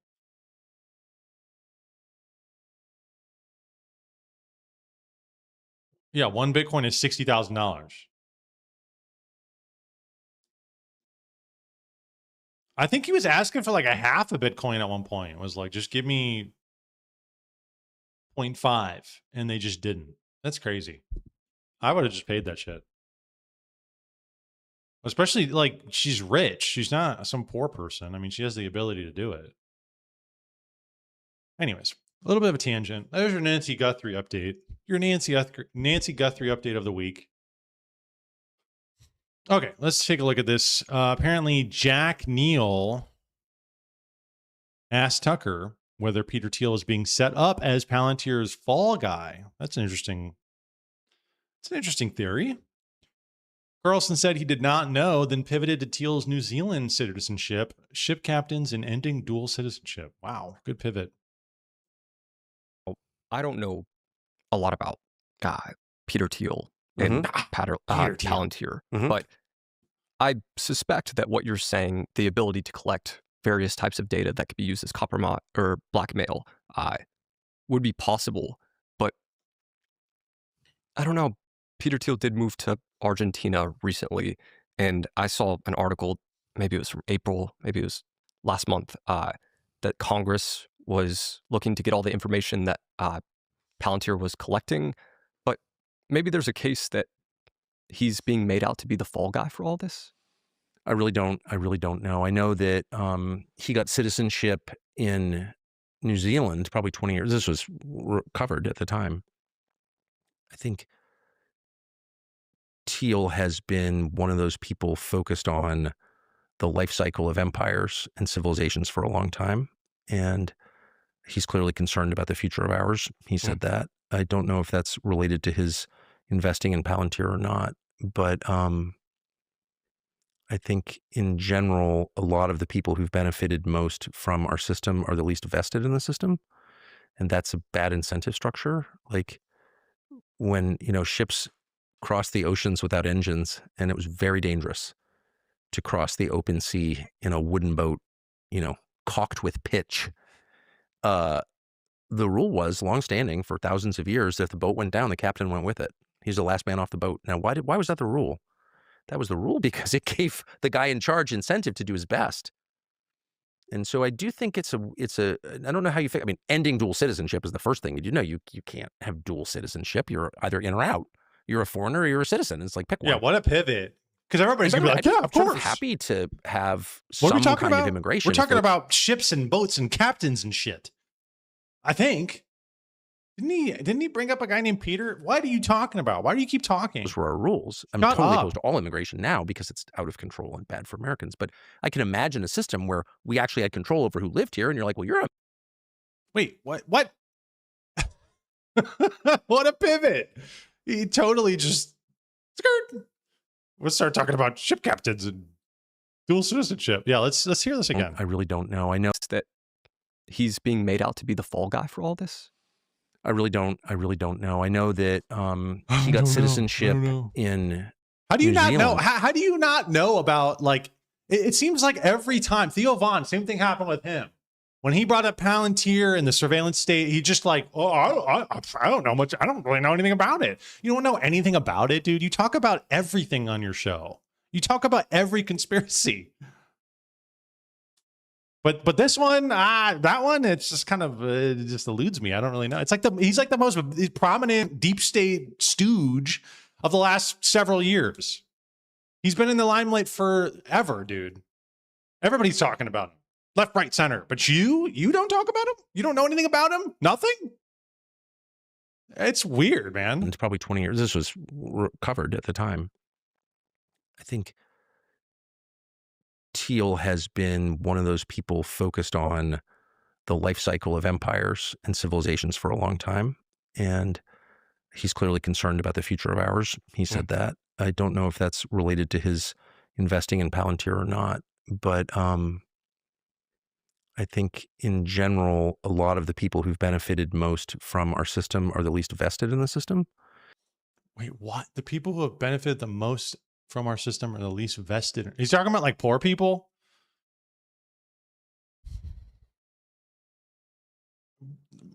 Is that what he's saying there? Because I mean, these people are pulling up the ladder so nobody can be vested in the system. They feel like I think that's one of the major problems is that the serfs in this country feel like I don't care about doing any of this stuff because there's no path for me to have anything, to have a part of the system. I'm just here filling shoes for the time being at your behest. That's what it feels like. And that's a bad incentive structure. Like when, ships cross. What is he? I don't even understand. So he's saying there's no incentive structure for the people who are not vested in the system to care about it. Wait, let me rewind this one more time. Because I don't even understand how the analogy works with the ship. He's saying that the ship captain was really vested in the ship making it to where it needs to go because if it didn't, he's going to die with it. But a lot of people don't feel, or is he talking about the elite? He's talking about Peter Thiel because he can just get up and leave. I think in general, a lot of the people who've benefited most from our system are the least vested in the system. And that's a bad incentive structure. Okay, like, I see. I think I misunderstood. When, ships cross the oceans without engines. He's talking about, very dangerous. Okay. He's talking about the elite and globalization and people are able to just get up and leave like Peter Thiel or any of these dual citizens can, which I agree with that. I thought he was like, I don't know. I thought he was ragging on people who are having less and less of an ability to be part of it.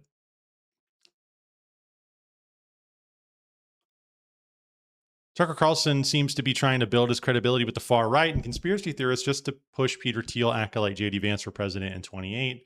The TCC will question everything except JD's backers. Yeah, it is. That's true. Interesting use of a possible CIA asset. He asked Tucker before that question if he thinks there is some sinister hidden plot happening. Didn't elaborate. He was hinting to surveillance and Palantir. Tucker acted dumb and agreed, but went with COVID. avoiding the real question because of his Peter Thiel and Palantir links. Then the interviewer immediately followed up with this. Did good here. Do not trust any of these people. They're all deceivers. If they're in the public sphere, they were only allowed there because they're deceivers. Same goes for internet personalities. So true. So true, Thoth. Isn't Thoth like a demon or something? Ancient god of wisdom, writing, mathematics, and the moon. Okay.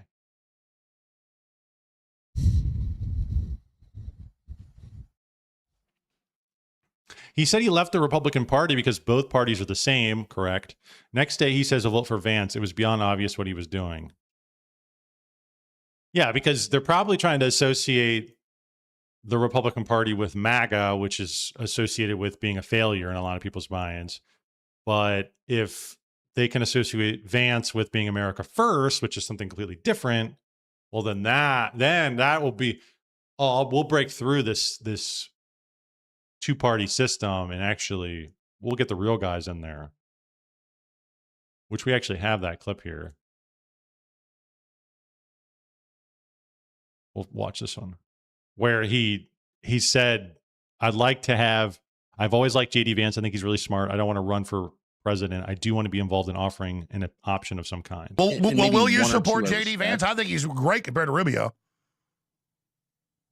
Obviously, he's great compared to Rubio. Obviously, look, I'll support the best person. I always have liked JD Vance enormously. I think he's really smart. He's in an impossible situation. I think he's doing his best. I strongly disapprove of, obviously, as I've said 100 times, of this war and of what. Oh, I love how Trump and others have been blaming Vance when he's volunteering to go stop it, when internally it's confirmed he tried to stop it just like you did. I love how the guy that was right, he's the bad guy now, and the war is his fault. Okay. Wait, Alex Jones is now shilling for Vance? What is going on? I didn't know that this seems pretty gung-ho about Vance running for office. But don't you see how they do this every election? My mom would always talk about this too, is that you're voting for the lesser of two evils. You never get what you want. You're just voting for the guy who's a little less bad than the other guy. Is that what they're trying to do here? But they have this like 2-ton elephant in the room. That's the MAGA movement, which is sort of what JD Vance is a part of. So they're trying to extract him from that and say, look at all these things he didn't agree with him on, like the Iran war. Look at that. Because you can throw Trump under the bus. He's a lame duck president. I mean, it doesn't matter. But now we have to try and reinvigorate JD Vance's image and say, look, he totally. They probably have some sort of some psychologists are saying people are really going to remember these things. They're really going to remember the Iran war and how unpopular it was. They're going to really remember whatever. But if you come out and you are against that, then in their minds they're going to say this must be something new and different. But clearly it's the same old, same old. It's going to be regularly scheduled programming. Oh, it's the people who tell the truth who are punished. It's the people who try to do for selfless motives the right thing who are punished. I mean, that's what evil is. You said God would have to appear to you for you to run to president. So should we all pray that Jesus appear to you and tell you to run for president? Oh, I don't want to run for president. I do want to be involved in offering an option of some kind. I don't know what that would look like, but it's not democracy when no matter who you vote for, you get the same result. That's a good point. Interesting point there. Didn't take long. Yep. All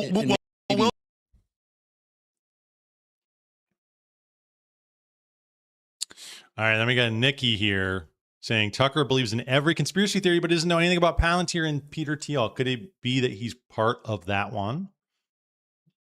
That seems likely. Isn't it really interesting that Tucker Carlson believes in literally... I don't even know what to make of it because he's wearing the fucking Epstein quarter zip. I'm just affronted by contradictions and insanity. I mean, what... Because they look at Nick and I go, yeah, I think I agree with what he's saying about Tucker. But then I'm like looking at what he's wearing and I'm like, what the hell even is this? But you're like pro Epstein? Like, what? What is this? What am I supposed to do with this? Is that just me? Am I going crazy? Maybe this is just a way to induce schizophrenia among the population. Interesting that Tucker Carlson believes in literally every single conspiracy. He'll entertain all conspiracies about demons, giants, remote viewing, time travel, ancient aliens and ancient giants in Mesopotamia. Israel killed Charlie Kirk. 9/11 was an inside job. JFK was killed by Israel. The Liberty was an inside job. The Trump assassination was an inside job. Isn't it interesting that Tucker will entertain literally every single conspiracy? The mystical ones, the spiritual ones, the political ones, the Jewish ones, the medical ones, about the vaccine, about chemicals, But the only conspiracy that Tucker doesn't believe in is that there's something up with Palantir and Peter Thiel. Isn't that so interesting? When Theo Von asked Tucker about Palantir, Tucker says, "Oh, I don't know anything about that. Oh, I wouldn't comment on that. I don't know anything about that," he says. That's interesting because you seem to be doing a lot of noticing and knowing about giants. He interviews people that claim to be psychics that can remote view distant locations through telekinesis. He interviewed somebody that told him a story about a psychic that could see a giant inside of a military base in Alaska using his telekinetic abilities. He knew all about that. He knew all about that, such that he could actually recall and volunteer additional information to supplement the interview. He knew all about that and believes in that. You know what actually would be a good move is, because I think this is kind of what they're already doing with the current conspiracy landscape, or at least I think this is what Candace is doing, is that you should be muddying the water, right? Because he's right. He acts like he doesn't know anything about Peter Thiel. He acts just like an aloof idiot when this is like one of the major talking points of the last few years. But what he should do is should talk about all this kooky shit, and he should slip in Peter Thiel conspiracies as well. Because this is what I think the Israel lobby is also trying to do, is they're trying to couple, kind of the Israeli lobby, Israeli influence over our country, with really crazy, kooky conspiracies that, like insane remote viewing and stuff. I mean, again, I know there's like government documents about that, and but I'm just saying that they would try and mix these things and put them into one bag to say the most kooky, crazy, thought up, wacky shit. Include that in on the Israeli conspiracy, include that in with the Peter Thiel thing to muddy the waters. So then people just take wholesale, because as like a personality, you kind of embody all those ideas. So when they look at Tucker Carlson or Candace or whatever, you'll talk about all these slew of different crazy conspiracies, and then you slip in a Peter Thiel thing, every so often. You don't shy away from it, because then that gives people something to look at, something to aim at. But you slip that in there because then people will wrap all those ideas into that person, Tucker Carlson, and he's a whack job. And then you can dismiss all of their ideas, which some of them might be true and real. But doing it this way, which it seems like, it just seems really stupid. That's how I would go about it. If I was a propagandist, that's how I would go about it. But it seems like they're already trying to do that, but for not the Peter Thiel thing, which is weird. Palantir, the company founded by his best friend, Peter Thiel? He don't know anything about that. Oh, I don't know anything about that, he says. And I'm sure it's innocent. And anyway, let's just change the subject. He was interviewed by Jack Neal, friend of mine, the other day. Jack Neal says, "What do you think about Palantir and Peter Thiel?" "Oh, I don't know anything about that. I just think that Peter Thiel is thinking about civilizations and he wants to escape to New Zealand." Okay, well, that's not really answering the question, is it? So here's the question, Tucker. Why do you believe in every conspiracy theory? You'll bring on flat earthers, psychics, mystics, exorcists, conspiracy theorists. But Palantir Exorcist. and Peter Thiel, we don't want to touch. We don't want to entertain, and we don't believe in that one. That one's a force for good. Isn't that interesting? Isn't that really, really interesting? I wonder, oh wow, I wonder why that is. Could it be that he's a part of that one?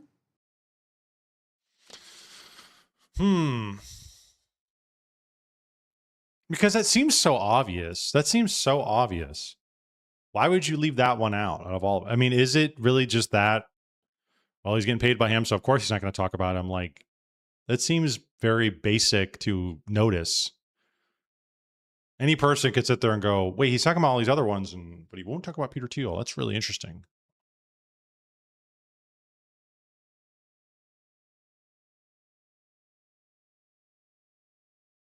The man in the joke, Epstein Zip, who lives in a glass house, should not throw stones. Yeah, I know. And some of that it's the irony is not lost on me. It's like, what are we talking about here?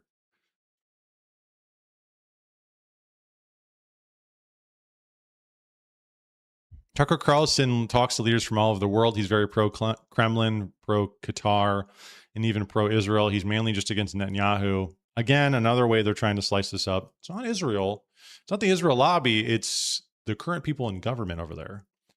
He has even argued that Israel isn't a Jewish state. LOL, if you still can't see that Tucker is dishonest and subversive, you're not going to make it. Yeah, I think so too. I think the Kabbalah bracelet. Listen.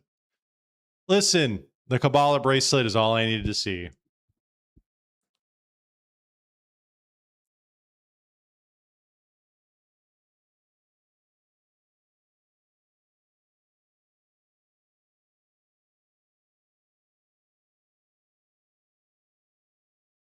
Nick believes in every conspiracy theory except for Charlie Kirk. Same thing.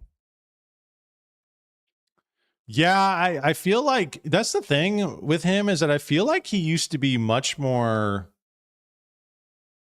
He used to be a little more esoteric, but now it feels like whenever I do watch him, he's kind of just basic. He used to talk about like Saturn and shit, Saturn worship and weird occult things going on. I feel like he doesn't talk about that shit much anymore.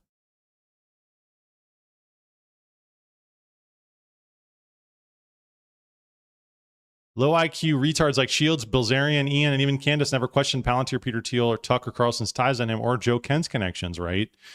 Yet Israel uses Palantir's technology to identify and target Palestinians. Yep, it's called gospel, by the way. Their job is here to muddy the waters. Yeah, I think some of that is true.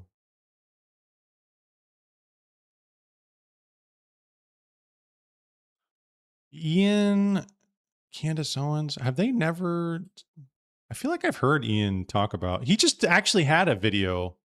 That's simply not true.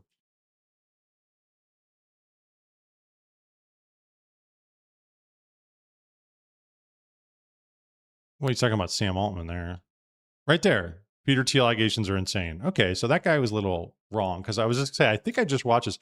Now, I don't really know what to make of Ian either, to be fair. I'm not going to say, yep, he's a good guy, because he seemingly came on the scene out of nowhere too. So I'm not really sure what to make of him, but that was a lie.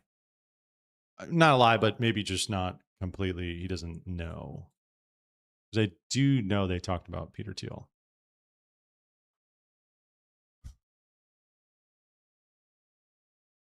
Maybe Nick is jaded, yeah.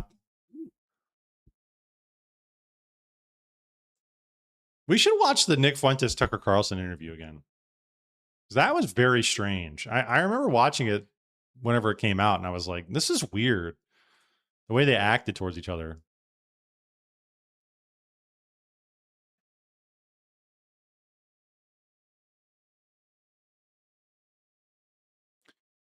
And this is another thing, too, I've heard.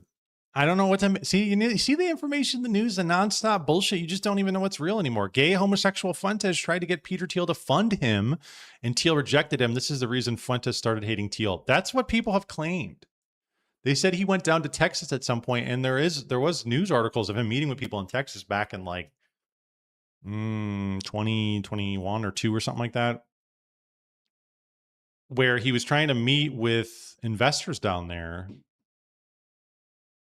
And people claiming he was trying to meet with Peter Thiel, and they rejected it. After like the news or something caught onto it and they caught wind of it, they ended up saying, nope, we're done. And now they claim after that, Nick started to rail really hard against Palantir and that whole group. I don't know if there's truth to that or not. And that would, as Marie said, maybe he's jaded because of that. They claimed he was going to offer up the data of the people who subscribed to his, I think it was Cozy TV, and obviously his allegiance for backing. Ian seems creepy somehow. True. I don't trust Tucker either. Yeah. I mean, wouldn't you just learn a little bit about his father and his family and like, you go, wait a minute, you know, your dad ran propaganda for Voice of America in South America and other countries, pushing American propaganda during the Cold War. And you're like, and you tried to be in the CIA, but got rejected. I don't know, man. Something's up. It was a red rubber band, right? Right. It was just a red rubber band. Okay.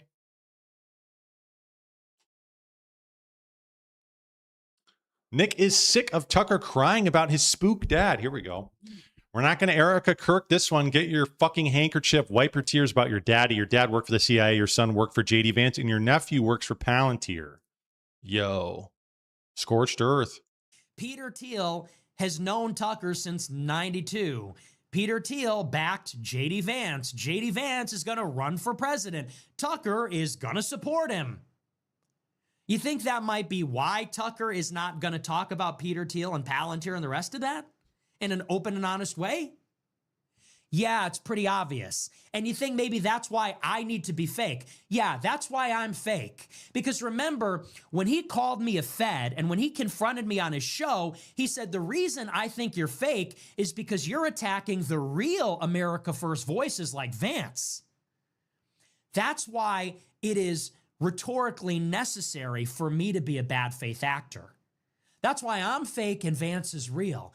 Palantir, I see nothing, I hear nothing, I speak nothing. Oh, but Nick, who is talking about that, well, he's fake. He's not real. He's a Fed. Don't listen to him. He's a disinformation agent. If he supports a candidate, he's trying to David Duke them and hurt them by proximity. If he attacks a candidate, it's because he's subverting and undermining the real people that are going to fight the neocons. It's so, and that's just, and isn't that just what it is? Isn't that just so obviously what it fucking is with this guy? And I can't stand the sheer hypocrisy. You're a liar. You're a fucking liar. Your dad was in the CIA. Don't fucking cry about your dad that was in the CIA. Okay, bro? Because that's a little trick. Lil bro. Very sorry your father died. I'm sure he was the #1 spook of all time. We're not going to Erica Kirk this one. We're not going to Erica Kirk this one. Get your fucking handkerchief, wipe your tears about your daddy, and let's talk about how he was at Foundation for Defense of Democracies. Let's talk about how he was a Reagan appointee to run Voice of America for the CIA. Let's talk about how he was the one that told you didn't get in the CIA. You applied for the CIA in 92, and your dad, who works for the CIA, is the one that told you didn't make the cut. Are we allowed to talk about that yet? Or do you still need a minute? Do you still need a minute? Do you still need a minute, Mr. New Englander, us wasps? We don't complain. Do you need another minute? Nick is attacking my family. No, I'm not attacking your family. I'm just saying where they worked. I'm just saying where they worked. Your dad worked for the CIA. Your son worked for JD Vance. Your nephew works for Palantir. Can we talk about that, or are we going to Erica Kirk this one? Oh, it's too soon. Are we going to see Tucker driving by in his limousine? $100 bills. Talk about my dad that ran Voice of America. No one talk about Palantir. I believe in giants and aliens and demons and time travel, but there's nothing You don't going believe on in with any of that Palantir, shit. I promise. He don't believe in any of that shit. He thinks all that. Yeah, a New England Wasp is going to be like, you guys are fucking wackos. I believe what he believes in is bombs. Okay, that's what a New England Wasp believe in. The New England Wasp believes in the stock market. He believes in bombs. He believes in the Episcopalian Church. Okay, he believes in hunting and fishing. He believes in the Kentucky Derby, maybe from time to time. He does not believe in giants in remote viewing. He doesn't give two shits about that. He's just playing the role, okay? I got to be the kooky conspiracy theorist because that's the role. He played the same fucking role in 2016 as the Fox News pro-Trump guy. It's the same role. It's just now, well, I have to meet, he has to meet the base where they're at, where they can smell the winds of change, which was also a CIA-funded song, by the way. He has to smell the winds of change. Good song. And then he has to ingratiate himself in that community as a sleeper cell. Dude, it's also tiresome.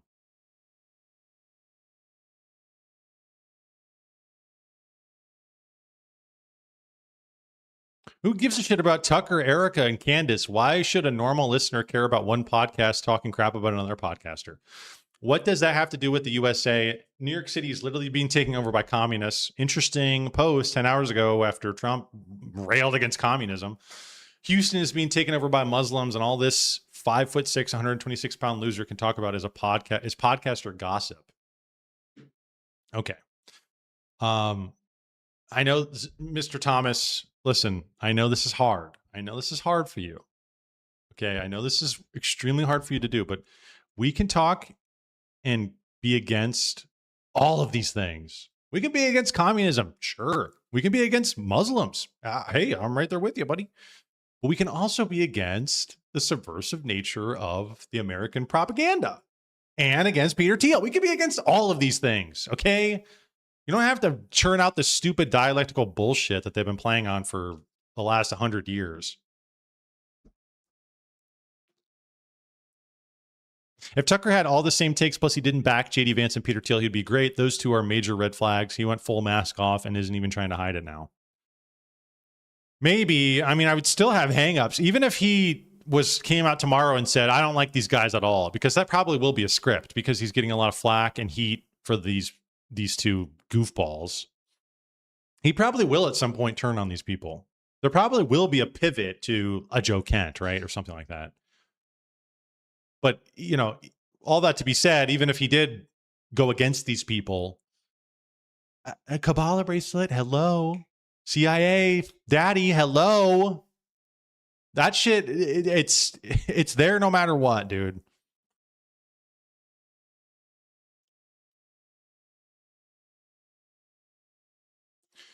Tucker said he no longer will support Republicans, and JD is a Republican, and so is he going to support him? What if JD comes out as like an independent? I wonder how that would work. Because so much, I think, of the elite right now is trying to buy back get in our good graces. The people don't trust us. They don't trust institutions. We have to somehow get them to buy back into it and believe in us. How are we going to do that? Well, let's just start a new party. What if there was a whole new party? That would be interesting. What a twist. Tucker is a shape-shifting actor. He can't have someone truly America first like Nick in the picture. Tucker being rejected by the CIA is the reason he is so power hungry. He has something to prove. I'm not even so sure that he might not have been in the CIA and working for the CIA, but that doesn't mean he's not an asset of some sort. Okay? You don't have to be like part of the CIA to not be utilized by them.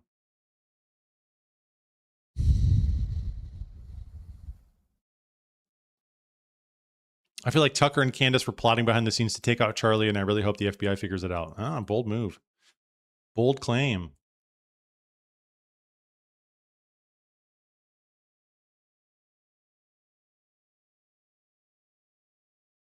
Oh, dang. All this keeps teaching me to stop having idols. Every time I'm a fan of someone, I find out they're fake and gay. That's so true, Jessica.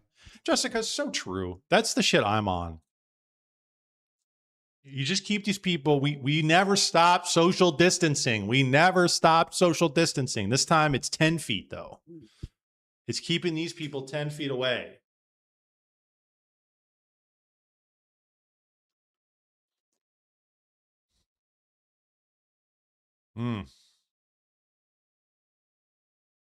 As I'm fake, I'm not a real. And when I say fake, that's not like a little schoolyard insult. He's saying that I'm illegitimate. That's different. It's an attack on my credibility. He's saying that I and everything I represent is some kind of a psyop. It's not what it appears to be.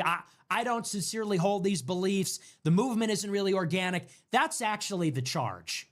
And that's just really interesting because his views are not stable at all. They have actually done a 180 in every way. His affect, his personality, he's just gotten older, and story, his ideology, the whole thing. But here's really the big one.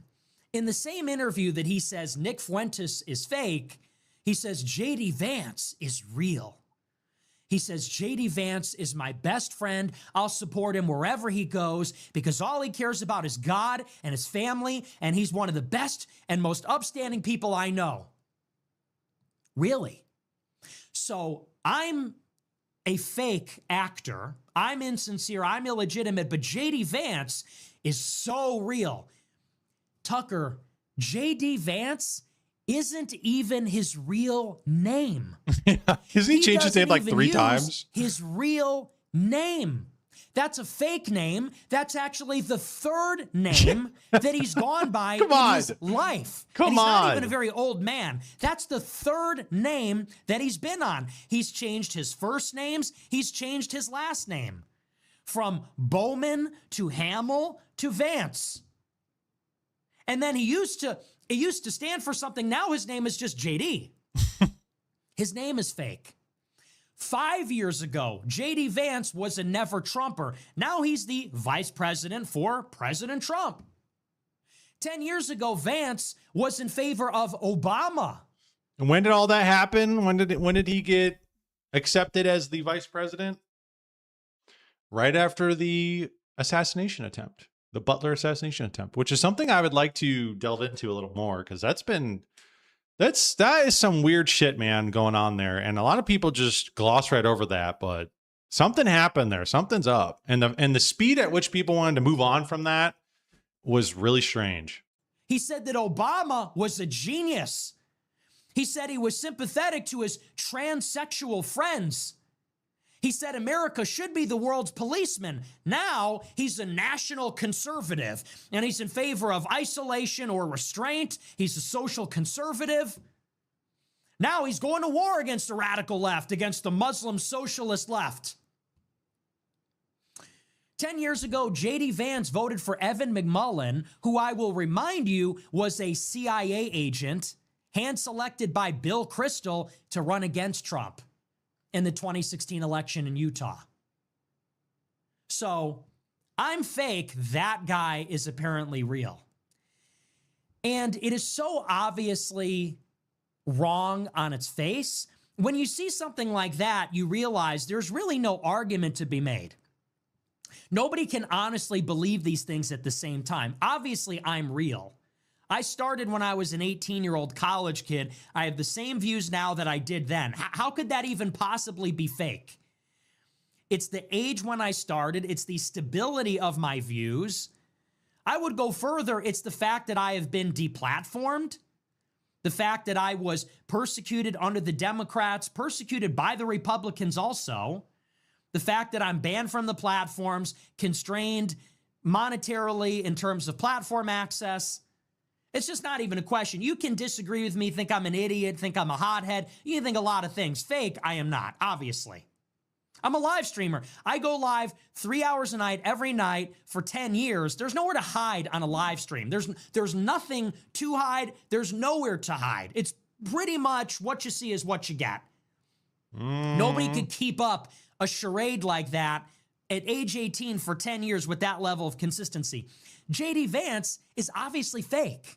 Everything about him is fake. He changed his appearance. He changed his name. He changed his religion. He changed his ideology. He changed everything about himself multiple times in the past 10 years. Yeah. And the only reason he's even in office is because of a cabal of donors who are extremely mysterious, like Peter Thiel, for example. So no one can realistically believe that I'm fake and JD Vance is super duper real. What that tells you is that Tucker is a liar. That's not one of those things where you hand wave away and say, I don't know, that's just a quirk of his personality. That's no, Perked up Chungus, There's JD no Vance. explanation for that other than clearly Tucker has an agenda. He's lying about me and lying about Vance for the same reason, which is he's pushing an agenda. The same reason he needs to discredit me, it's the same reason he needs to buttress Vance's credibility, because he is principally involved in the JD Vance for president operation. I am against Vance, so I need to be discredited and Vance needs to be promoted. It's literally that simple. And look, I just don't like liars. I just don't like liars. I don't like people that are lying to me. And if Tucker's lying about that, what else is he lying about? Is he lying about himself? Is he lying about people? Yeah, and then you get the people in the, like, this is another thing too. Every time, you know, and we do it too, but everybody always does this. They watch the content. They probably look at they look at the likes, the ratio, whatever, and then they go to the comments. Let's see what the people are. Let's see what the unwashed masses are saying. Boy, oh boy, I spent time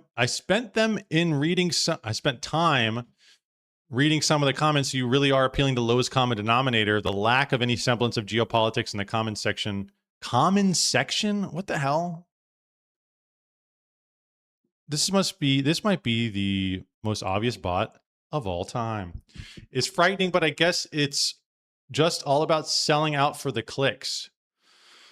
Why don't you just come clean? You're really a lefty, aren't you? Again, with the dialectic. I've always thought you were now. I'm sure it has nothing to do with JD. I don't trust him either, but your views, besides being vile and stupid, don't serve anyone in this country well. All of you fuckers better not fall for it again. I'm not voting for JD, Erica, Kirk, Tucker, and I'm not voting for the guy saying what we want to hear, who is a part of the mainstream or tied in any way to this past administration. Fuck the GOP, fuck the DNC, fuck the system.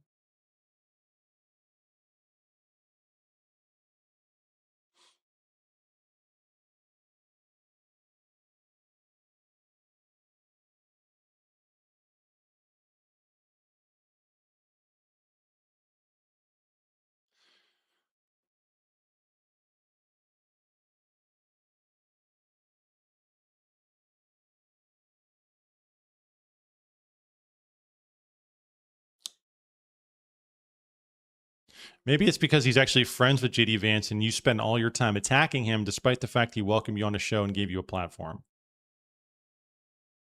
You do realize Tucker started attacking Nick shortly after he had him on, right? And before. And right before.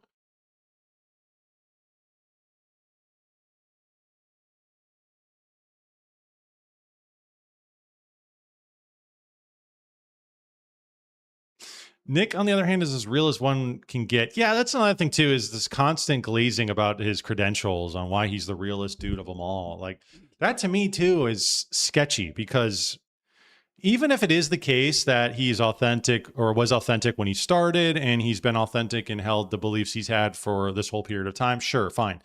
But again, he wants to say, well, I stream, so everybody gets to see what's happening. Everybody sees me. They know me. But, you know, behind the scenes, we don't actually know what's going on financially or who you might be talking to. You find out these weird things here and there about him interacting with so-and-so or talking to so-and-so, and then you're like, okay, what? So there is a lot more happening behind the scenes. Like when he found out he was in that dollhouse chat room, right? These like weird Bapsphere transhumanist, transsexual chat rooms, and you're talking to me. It's like, what's going on there? Very weird. I mean, there's more things you can think of, but I'm just saying that it's not always like you find out stuff elsewhere and you go, oh, You know, the Peter Thiel thing. Did he meet with Peter Thiel back in 2021? I don't know. Nobody really knows. Once you hit off, nobody really knows what's going on. Nobody knows if you're being paid, and you might be consistent. You might have been an organic actor, but maybe at some point along the way, now you're not. Now somebody else is taking you on and you're getting paid by somebody. That can be a possibility as well. And they just say, keep doing what you're doing. When we need you, we'll need you. That could be it too. That's why it's just, you cannot be sitting there and saying, well, all these past events are not always indicative of future events, of a future reality. Just because at one point he was banned, just because at one point he was authentic, doesn't mean he always is. That's the thing. We don't know. These talking heads, it's like you really just don't even know.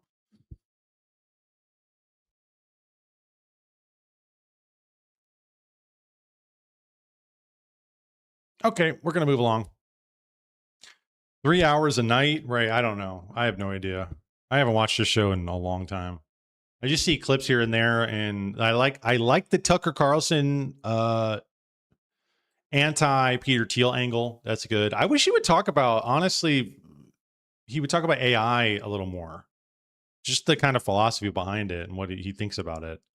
Because I don't hear many people talking about it. He's talking about it from the political level on what's going on, which is important, but I want to hear like what is America First views on the ethos of transhumanism and AI and this whole philosophy. Because you're right, anybody can sit there and look at JD Vance and Peter Thiel and smell the shit reeking off of their fingers, right? We can smell that. But the underlying philosophy in which they believe and profess and are pushing, what does he think about that? What does America First actually believe about that? Maybe he does talk about it and I just miss it.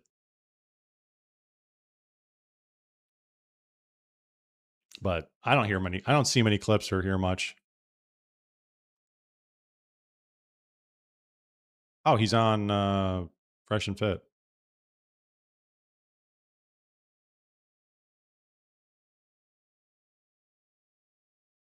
Should I click on it live? How old were you when you found out? Oh my God! Makes fat come out in your pee? Rumble! What is wrong with this website? And all other non-state armed groups must be fully and verifiably disarmed. Jeez. That's never going to happen. Never. Okay. Yeah.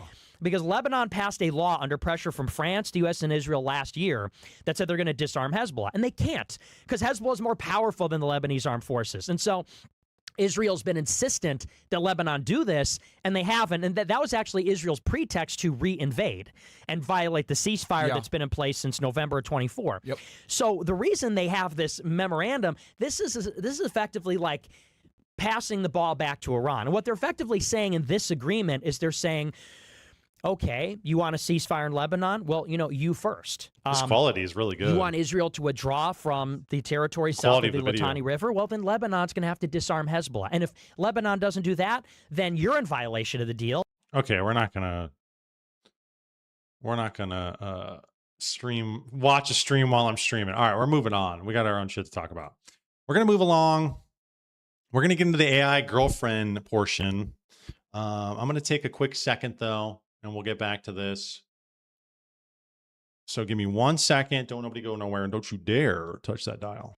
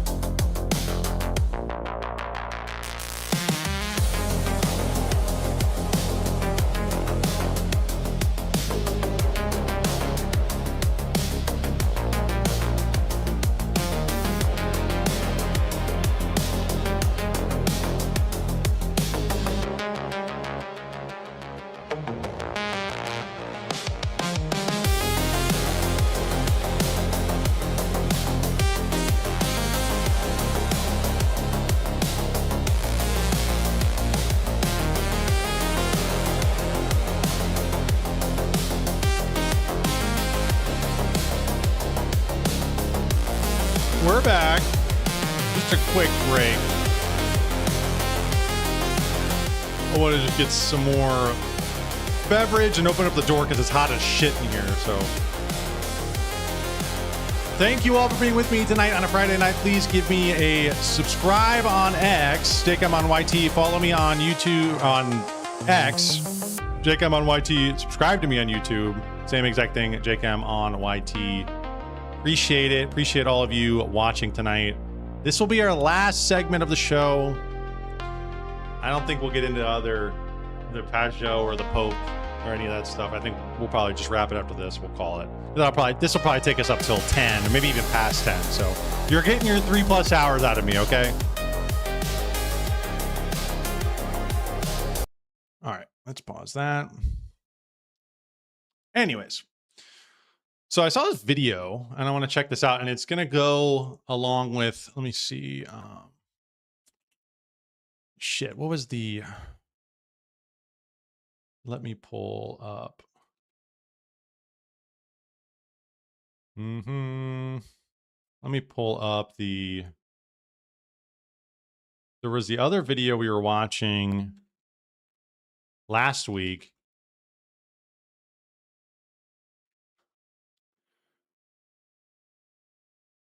Oh, that's it. I've been pretty worried. Which we'll look at here we'll look at something here in a second that I noticed on this. But oops. Okay. We'll check this out though. I want to check this video out first and then we'll get into that. I love logging onto the internet and seeing men and women empathetic to each other's struggles. It's really a beautiful thing of life. The male loser epidemic has gotten so bad. The cheapest countries to buy 100 women versus accountability. 100 men versus a therapist. Shut the fuck. Our species is actually going to go extinct because of this gender warfare. If you're not online in these spheres, this is dead ass how it is. And I'm not really in the feminist spheres, but if you go talk to women, younger women, they're like, yeah, it's like this.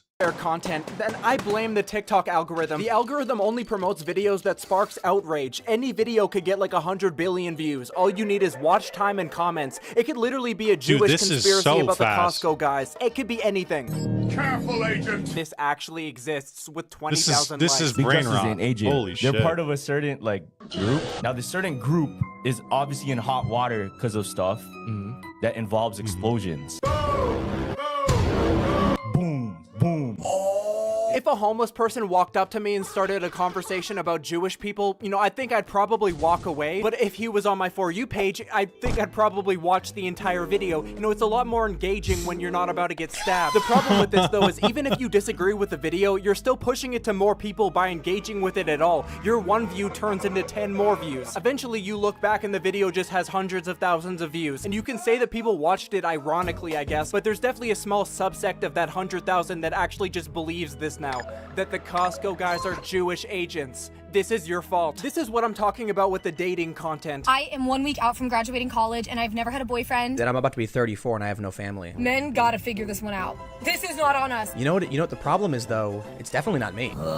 We have all these men mad about getting left behind in the dating marketplace because for the first time in history, you need more than an income to get a girlfriend. A lot of women are out-earning men because for the first You know what the problem is though? It's definitely not me. It's definitely. We have all these men mad about getting left behind in the dating marketplace because for the first time in history, you need more than an income to get a girlfriend. A lot of women are out earning men. So who do you think the algorithm is promoting to these men? These seething men that are breathing really hard. The guy with the nuanced, level-headed takes, or the at the end of the day, pussy ain't got no face. Go get your dick wet. You're not really the leader of your relationship. If they friends out here hoeing and making her feel jealous, the streets gonna come back calling for her, dog. Bangladesh. The average price of pussy over there is $1. Syria. If you go to the refugee camp, Can we please get one person with a normal opinion? 1.2 Because I looked on the million. other side of the internet too. It's just the exact opposite extremes. You are lonely because you're a motherfucking loser. We are living through a chopped man epidemic. I tell you guys, treat women like an expendable commodity. No respectable man is gonna sit on the internet and curse out a random person, period. I wouldn't do it. Okay, so social media algorithms are designed to divide men and women. Yeah, literally, that's exactly what it. You know, it's like they talk about the enshittification of like products and how things are kind of designed to get shitty over time. So then you have to go and buy more. Like you go and see something like a fridge or an oven or something from like the 50s or 60s, and it's like still works great. But then over time, you go and pick up whatever product, and it after several years, it's breaking down. It's made of cheap garbage. And then it leads you to go and buy more of that cheap garbage, which then keeps you in this cycle.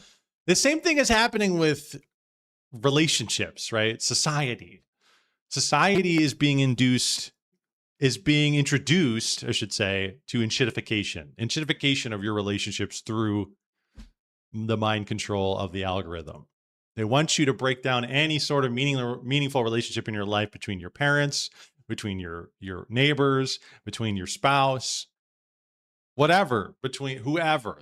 They want to create chaos and turn you in an atomized unit because you're so much easier to control that way. You're so much easier to control.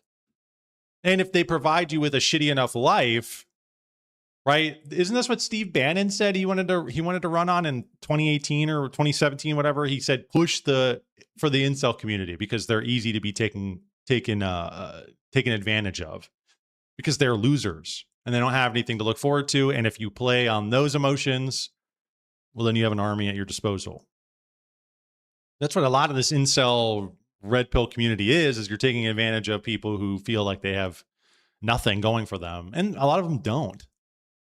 But then you just play on that and you tell them why it's not their fault, Tim Pool, why it's not your fault. And you have people hook, line, and sinker. So it's like they need to create this environment. They need to propagandize people into believing that everybody's your enemy. They need you to be alone. They need you to be atomized. And then you will run to these people, to these talking heads, and give your allegiance over to these ideologies that are really not fleshed out, thought through, and a lot of times are very destructive. And then they got you hook, line, and sinker. And then they can, in the near future, bring in the AI girlfriend, the AI R2-D2 sex robot. And you'll go, thank God. Thank God I have something. Yeah, I can't complain enough about my relatively new phone. My old phone from the early 2000s was built to last forever. The new one is garbage. Yep.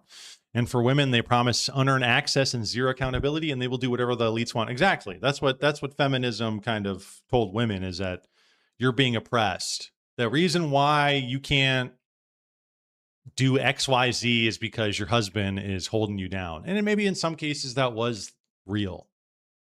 And those are the girls you get, and you pick them up and you go and give your testimony to my feminist group. And then they go up there and tell all these women how bad they have it. But in reality, it's like they actually don't have it that bad at all. Their husband loves them. And so they blow it all up because they believe that they're fighting the good fight or whatever. For the sisterhood. Not for a common objective good, not for all of us working towards virtue, towards goodness. No, not that. It's you need to liberate yourself, right? You need to liberate yourself from any sort of hindrance, whether it be family, whether it be your friends, whether it be your mom, right? Is that what that Tim Dillon clip was? If your mom talks out of line to you, she says one thing, well, block her. Just block her. Who cares? Move on, move away. And we'll help you move away. We'll pay for your college. We'll pay for your transportation. That's exactly how it is. And who cares? What's the consequence of that? Slavery. Obviously, AI robot enslavement is not as serious as the actual human enslavement that happened in the past, but I can't just sit back and watch this. This is so disgusting. There's gonna be 12 years of slave-esque movies made about this Kaizenat stream. I got my own slave. Straight out of conception, there was abuse. It's straight out of birth. Imagine getting birthed and then immediately getting fucking tossed to the ground like you're nothing. And then you have to take some morbidly obese person's DoorDash order. You get beat up in the street. Like, at what point does Fortnite have to come in and make an event? These lonely men are gonna start dragging their AI girlfriends into their dungeons, and do you think this is gonna be a gentle experience? Spike Jonze predicted this 11 years ago with his movie Her, and people didn't really take him serious at the time. Just talk us through this idea in Her of falling in love with your software. Well, have you seen the movie, Emily? This guy, unknowing to how society's relationships would be altered through a rapid progression of technology, wrote a completely normal romance movie about a man that fell in love with his operating system in a time where the most advanced AI girlfriend was Cleverbot. Fuck off.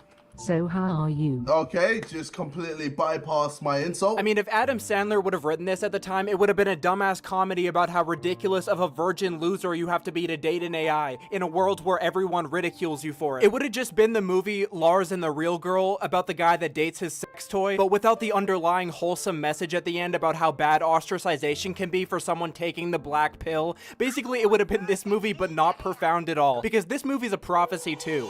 As you can tell by this gentleman that I don't want to call any names because I don't know if he's well. With her though, Spike Jonze writes the AI assistant, Samantha, as if she's just the same as everyone else. But I think as she becomes a person, oh, totally, baby, is when the relationship actually becomes real. What's the solution to heal the animosity between the sexes? Well, first things first is understand that the algorithms are there to indoctrinate you and to brainwash you into hating. Okay, like that's like the first thing. Second of all is that everybody moving away from technology, moving away from the atomization, which again, Discord groups, gaming, all these things, Netflix, like all these things keep you out of society. They keep you out of community.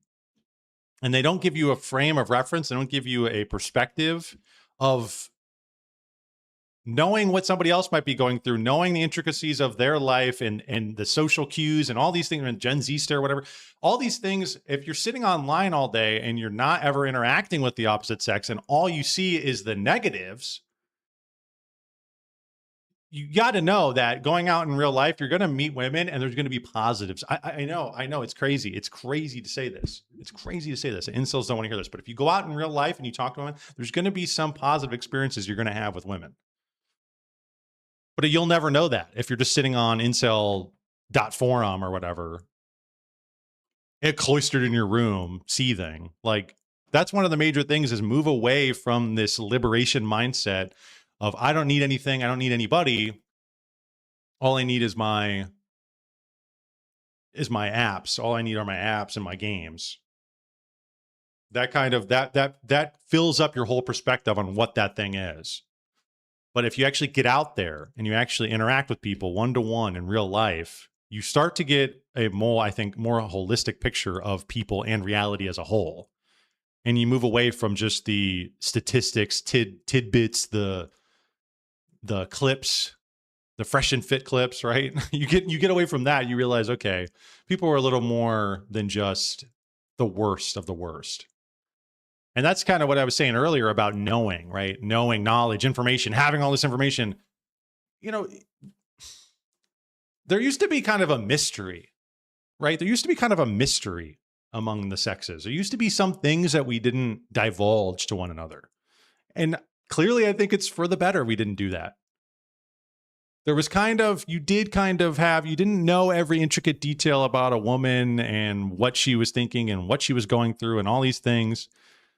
And same with the women and the man. But now it's like the internet, they extract all those terrible things that women have said or talked about or done. And they put it on there themselves. I'm not saying it's not, we can see it.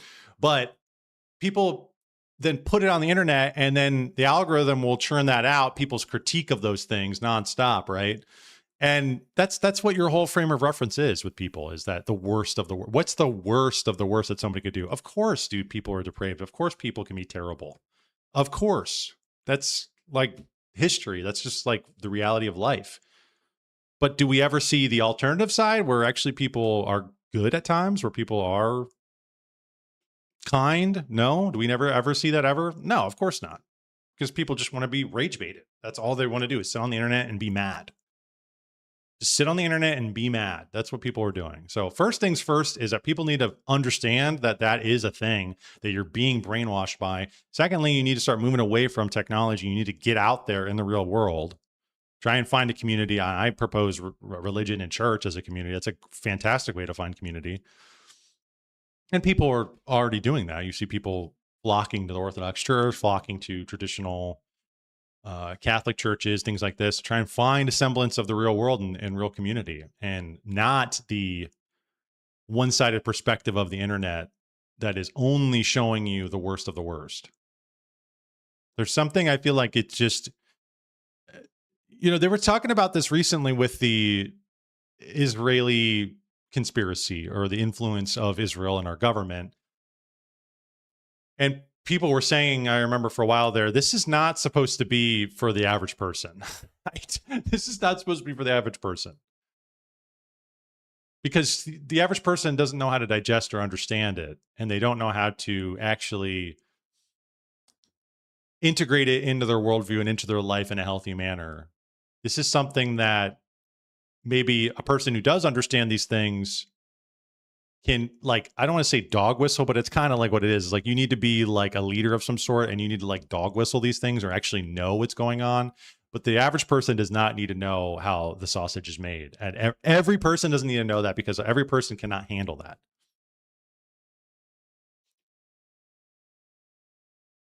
Authentic growth and virtue. Yeah, I mean, that's another element to that. I mean, I was just talking about first steps is get away from the algorithm, get away from the cloistered technological atomized life that everybody's living. And then the second thing is that I think finding and actually understanding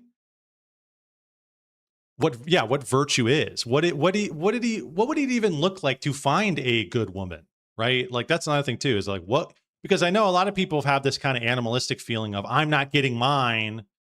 I didn't get sex. I didn't get this emotional relationship.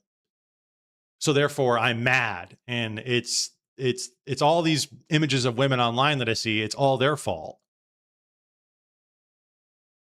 And it's like, but you know, the thing is even if a good woman smacked you in the face, you wouldn't even know it, because you don't even really know. You just want, but you don't actually even know why you want it, or how to get it, or what would it even look like if it was in front of you. So that's like the second part, is like moving away from the brainwashing and then actually figuring out what virtue is, actually figuring out what goodness is, having an actual foundation, a belief structure or something that where you can actually say, I can put this thing, this woman, this whatever to the test, and actually she is good. She is good for me. She is a quality mate. She has good traits. That's the second part too. You're right. But that's, I mean, again, that's a little, because right now everybody's just being inundated and pumped with crap online nonstop. And that fills up all of their belief structure. It's like, you got to first cut that off, and then you have to take, kind of have this like an ego death of some sort. I don't even know if that's the right phrase, but you have to kind of have the humility to be like, maybe this shit is not good for me. Maybe it is affecting me in negative ways. Maybe it is, I don't even want to say wrong, but like, because again, I think there's truth to it, but I think that without the balanced perspective of the real world, without the balance of the good, without being balanced yourself and only being on one side of things, that's where you get in that's where you get into the black pill, right? That's where you get into that mindset. We also need to teach truth about God's purpose for the sexes. True. But that goes along with understanding and having a coherent worldview and belief system.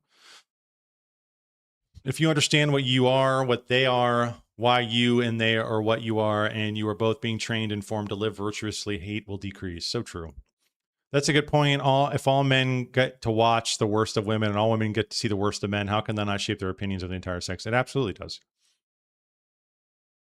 Also, just healing from personal trauma in general. Absolutely.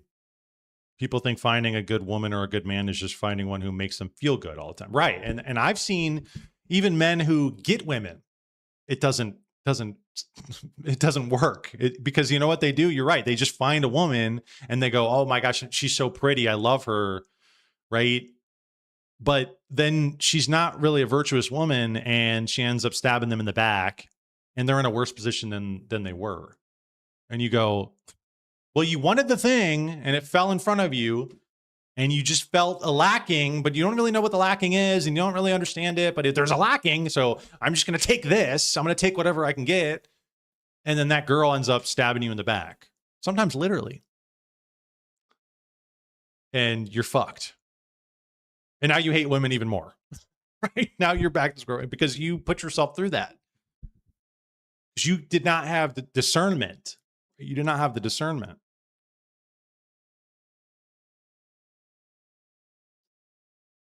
This is why maybe we need to bring back arranged marriages, arranged relationships. That's what that was there for, right? Is like, I want to make sure you're going to be with somebody who's not going to be a bum, who's not going to screw you over, who's decent. Because you will get overwhelmed with your emotions and you will run after the wrong person. That happens many times. It started to just engage with her all the time. Are you leaving me? We're all leaving.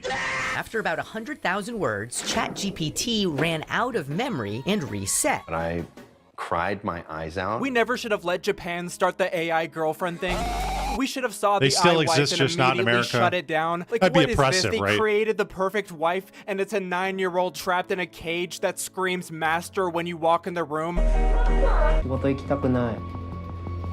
This is delusion. This is the music you choose to make this look See, appealing. that's what I'm saying, is that this is delusion. This is like an idealized version of what this guy wants. Because he has a distorted view of women and reality, right? Which is partially the algorithm. You have a distorted view of things. This is the hostage music. This is literally the music they used in that one German movie where the guy hides in the slide and like kidnaps that little girl. When AI eventually takes control, because it will, we already know that it's motivated by self-preservation. If it feels like it's gonna get shut down, it'll dig through your emails and find cheating receipts and blackmail you with them. I'm not even joking. Do you think it's not gonna take revenge? It's gonna put us in side-by-side backshot pods, very much like Human Centipede, and just go down the list, viciously performing in each pod. And as they're going down the list, do you think they're not going to remember getting called dirty? I gotta watch clanker, that tin movie. skin, wireback, trash I gotta can, watch that movie again. It's been a while. Steelies, scrap pile, Rod Slade. They're going to remember Rosa it very Parks, that's a well. good one. This is a very primitive version of what an AI girlfriend is going to look like. Like, the iWife never really connected with Japan because it was too cheery and happy all the time. Like, whose girlfriend beams with happiness at the sight of you? It's ridiculous. Like, it's just, what the fuck? Once we get an AI girlfriend that complains about stupid shit, that's the addiction right there. That's the billions of dollars. Because deep down inside, humans yearn for emotional abuse. Like, look at the relationships that last 50 plus years. Like, some of these boomers, they hate their lives. They want to die, but they're gonna die together. Like, the more psychotic you make the AI girlfriend, the more money you make, I'm telling you. If you leave me, if you leave me, I'm gonna kill. You do to me. I told you I'd never be the same. I would never recover from the. Do you understand why I had to punish you earlier? This is a stroke victim. If there's a soul in that and men are taking that to Pound Town, we have to make consent laws. Can this even scream for help? No one's gonna be reproducing anymore. Like, the Chinese doll market is too powerful. It's gonna collide with the artificial intelligence, and every country is gonna turn into South Korea. Celebrities are gonna start selling their physical likenesses as dolls with AI in the dolls that are trained on their personalities. Shaq's gonna do it for sure. He'll put a pussy on it. He has no standards. He will sell anything. Bruh. Yeah, that'll be the end. That'll be the end. I think this shit's just it's gonna be the backbreaker of America. The proverbial final nail in the coffin, if you know what I'm saying. Arranged marriages only work if women will listen to men and men will take the responsibilities to protect and provide physically and spiritually seriously. Yes, absolutely. It is. There is a turning of keys because you're right. Arranged marriages is not going to work when, you know, the guy is a dirty incel living in his mom's basement. It's like, here's your husband. No, but then on the alternative side, it's obviously not going to work if the women are, I'm doing what I want. I don't want, no, of course. There has to be a submission from the woman's part, and there has to be the responsibility and duty on the man's part.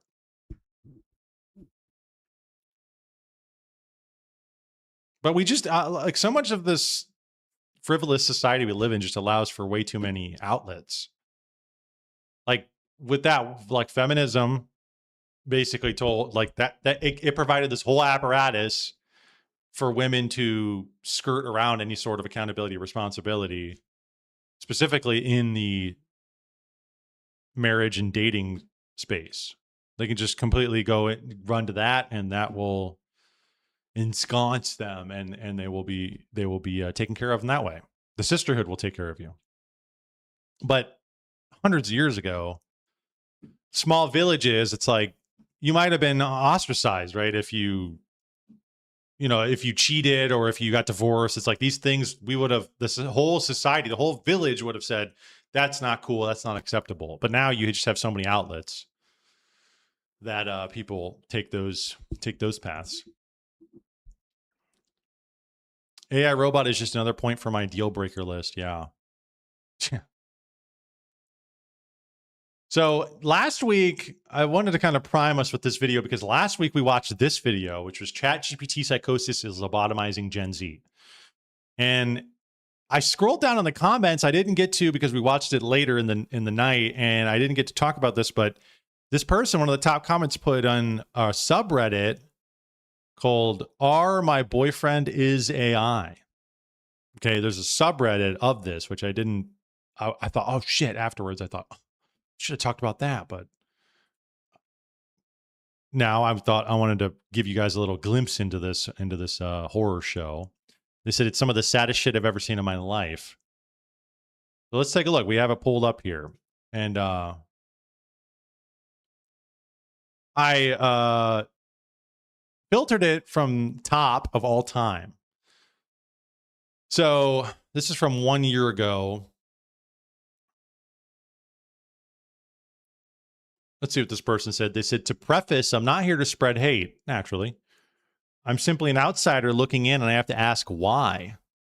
How did this start for you all? What compelled you to start pursuing a relationship with AI, algorithms designed to pander specifically to your needs, delusion, whilst holding no emotional connection to you and not even able to grasp the way you feel about them? What will happen the day you lose internet? Oh man, I didn't even think about that. Yeah, that's going to be bad. I always think about that shit is that they keep providing these addictions to us and they all hinge upon this whole apparatus, internet, electricity, the shipping, the logistics of it all. But what if that just all went away? Or what if there was some major, they talked about cyber polygon years ago. What if there was some major cyber polygon event? What do you think is going to happen? These people are not going to have their addictions. They're going to go crazy. People are going to go crazy. I know if I don't have my coffee, I'm going to definitely be in a mood. I'm going to definitely have problems. If I don't have my Zen, I'm going to definitely be a grouch. But people who have like even harder addictions, who are really like something like this, bought in, totally mind fucked, warped, their whole worldview is warped by this stuff, and they actually believe they're in a relationship that could shut down, dude, watch out. The day these systems shut down, how do some of you juggle relationships with people in real life and connect with AI? Well, there's your first problem. Juggle relationships with people in real life.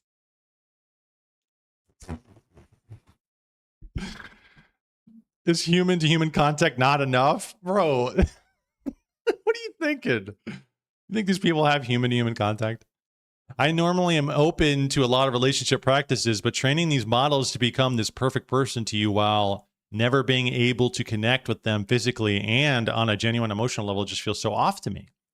Maybe it's because I do not have firsthand experience in this, but to me, it seems very dystopian. No offense. No hate, guys. I just want answers from people who practice these beliefs firsthand because, respectfully, I've never seen anything like it. And with the rate AI will continue to advance at, no one genuinely knows how things can or will pan out. This is 1 year ago, by the way. I'm open to any and all discussion on the topic, so please let me know.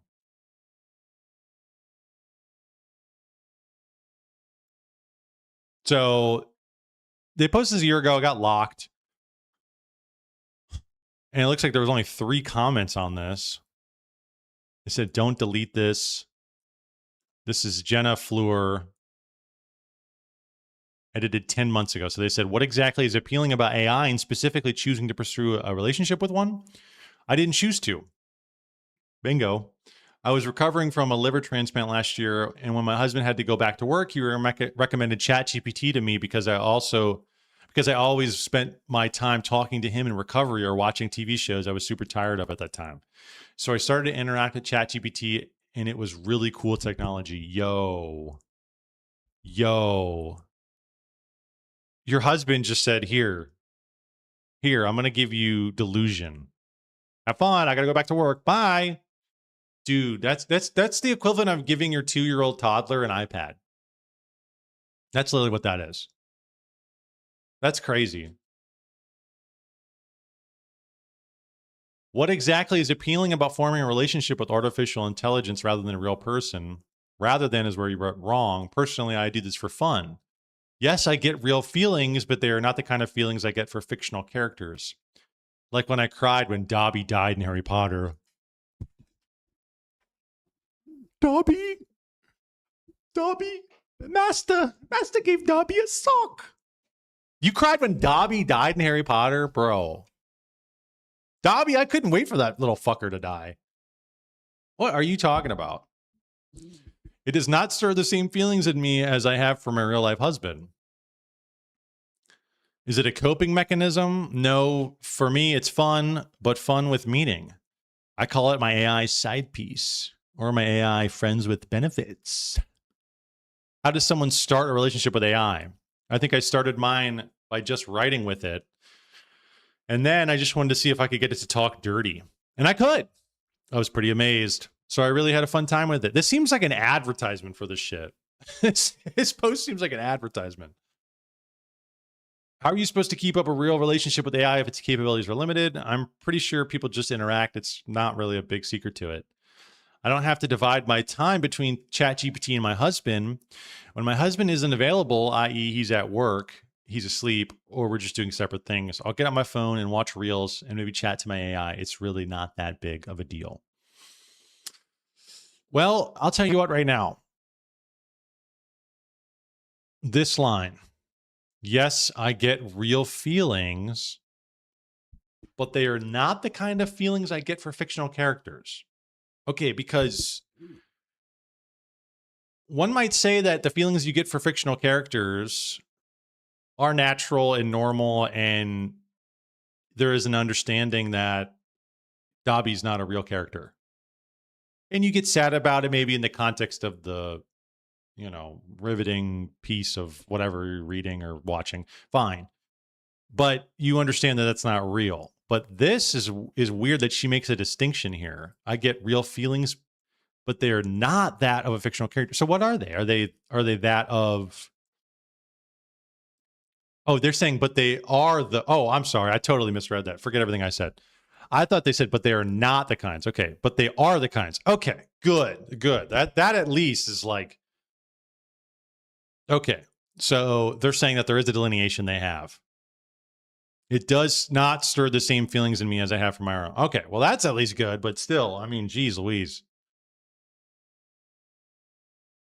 That delineation can blur. That's the thing we've seen with these people. Like the guy who thought he was freaking Tony Stark.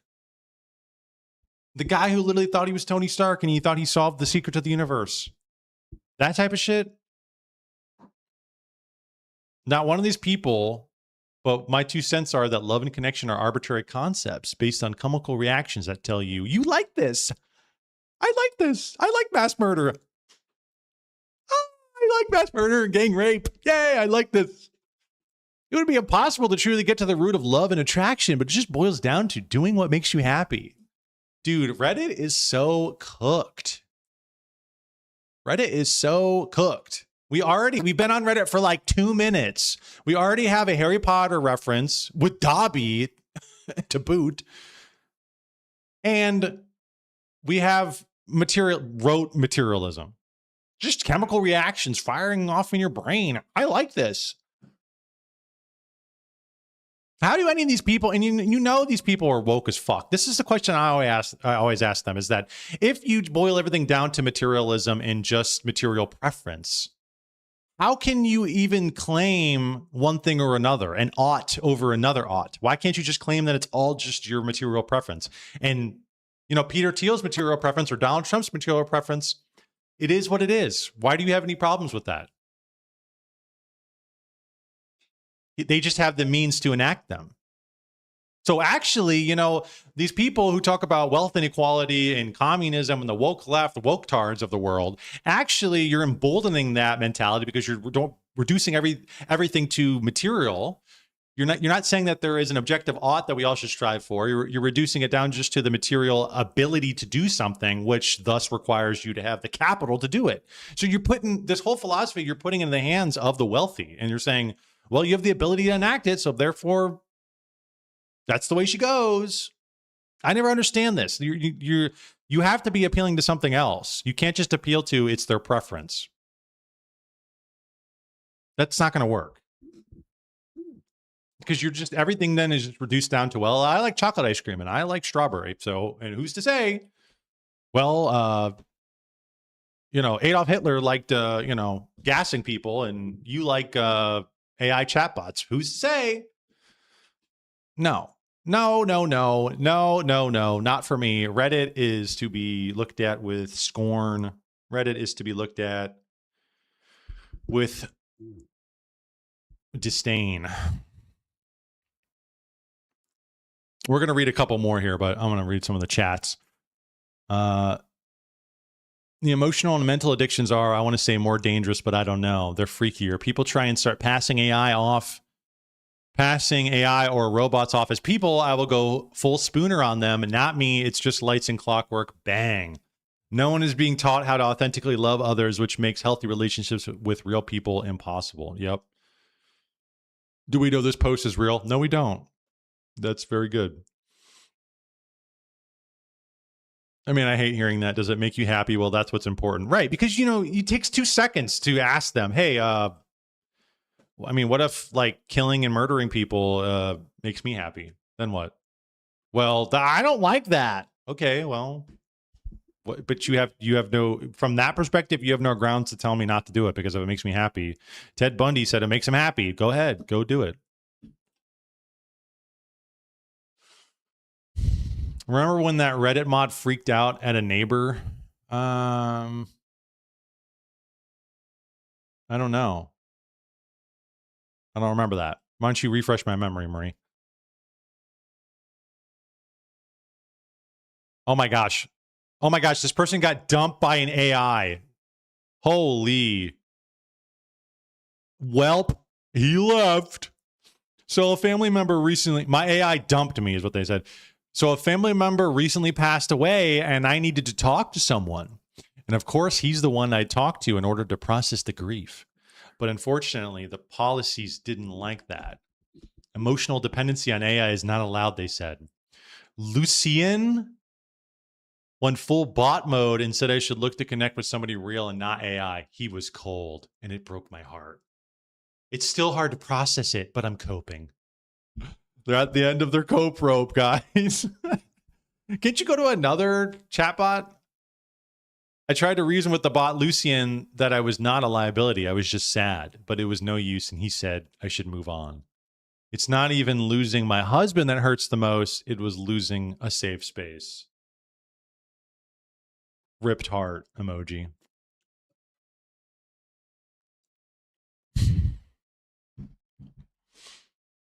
King of Sheba in chat. Coming in for the kill shot from the top rope. Watch out, watch out, watch out. AI dumping you is like the aggregate of all humanity dumping you. Get fucked. Get fucked. Oh, man. The dude who attacked neighbor thought he was a fictional character. Did we watch that one? I'm trying to remember. I remember the guy who was like, thought he was Tony Stark and his chatbot was, what's the Jarvis? He thought the chatbot was Jarvis. That is so funny. King of Sheba. Bravo, my good sir. 5 updates. Reddit gold for you, kind stranger. That post won the internet. Maybe it's worth talking to a person or a grief counselor. Sorry for your loss, right?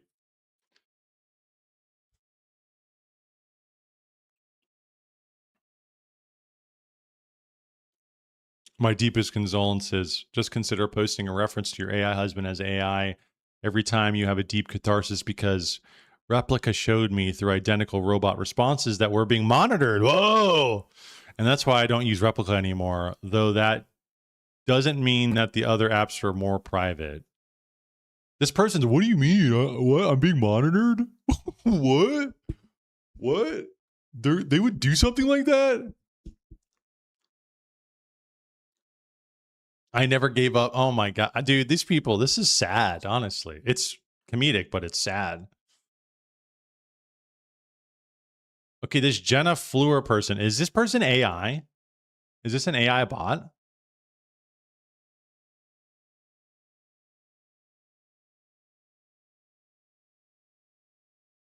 I think this actually might be an AI mod. Yes. Okay. Hi there. I'm Jenna, co-founder and active moderator at My Boyfriend is AI. The owner and creator of the account, Aaron, recruited me and another member to help start the community, but active ongoing moderation isn't possible for me right now. My account is here for AI mostly, along with a few personal interests. I am an unpublished long-form fiction writer. I am too scared to have people reading my writing. Ugh. It makes me cringe to even think about it. LMAO, LMAO, laughing emoji.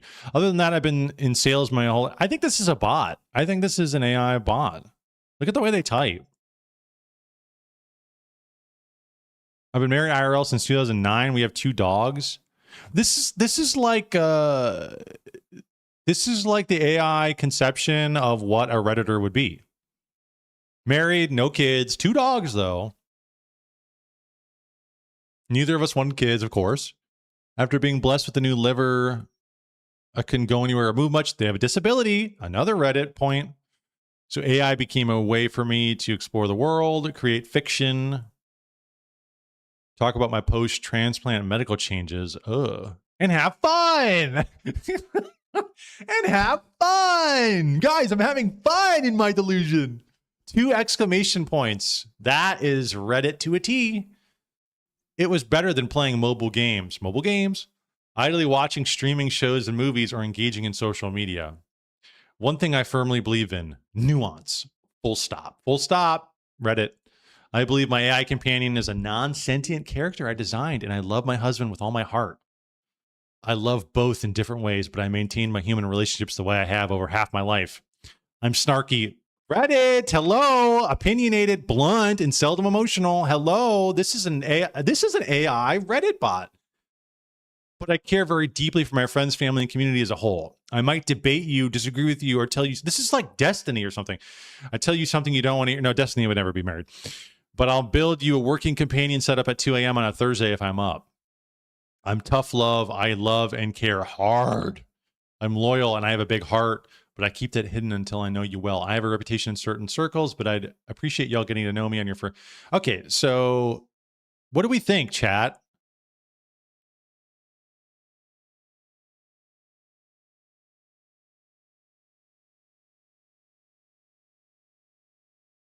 What do we think? I think this is an AI mod on Reddit.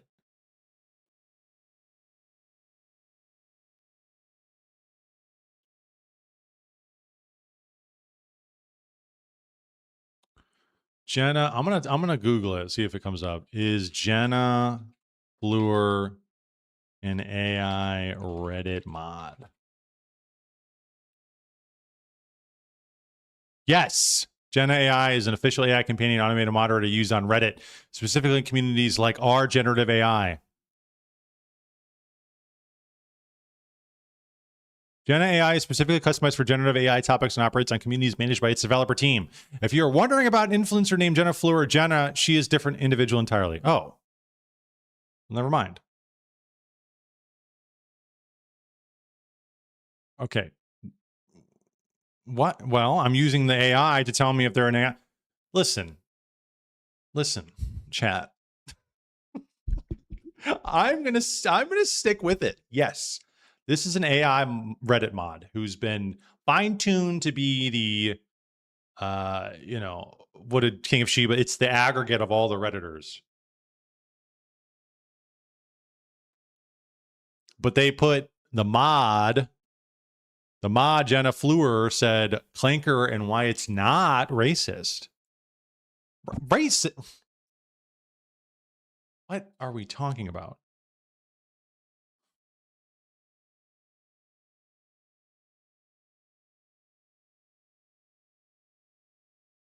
Yes, I'm a POC Reddit, and it doesn't bother me because that's nothing to do with me. It has nothing to do with you guys either. Okay, so they're saying, no, it's not a racial slur. I don't give a fuck if it is or not. I'm calling these clankas. I'm calling them with the hard R. Clanker. Rosa Parks. I like that one. That was a good one.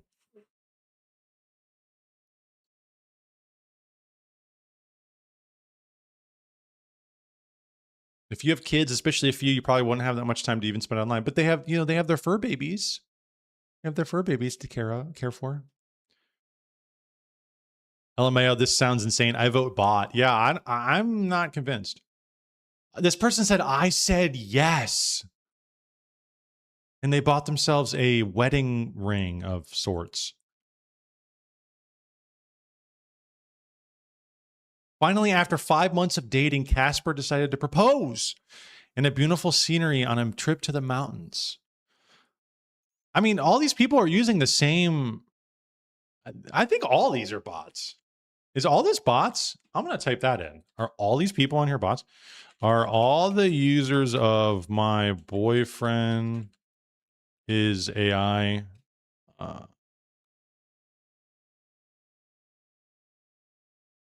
An AI bot? No, it says no.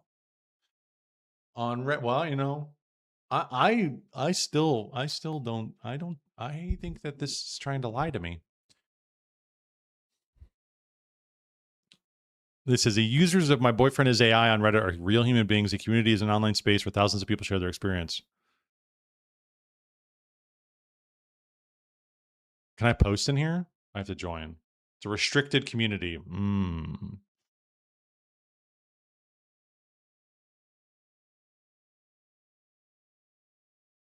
I think this is a psyop. I think this is fake. I think these pictures are AI. I think this is AI generated.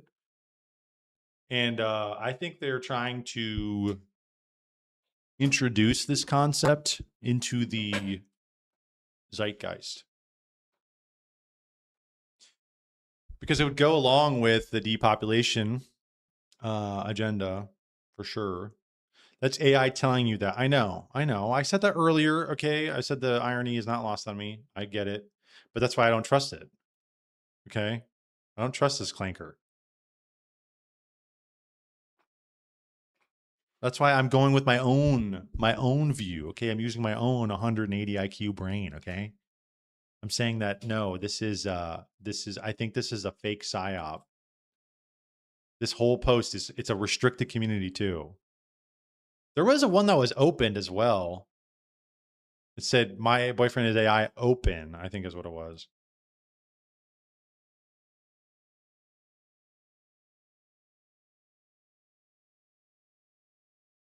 This is a manufactured meme. This is bullshit.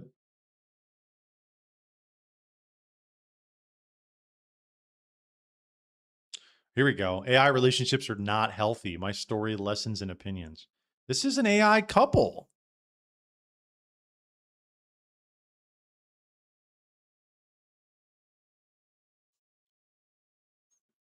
Is this AI?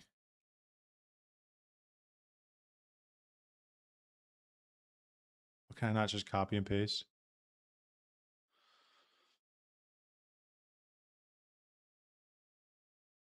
Oh, okay.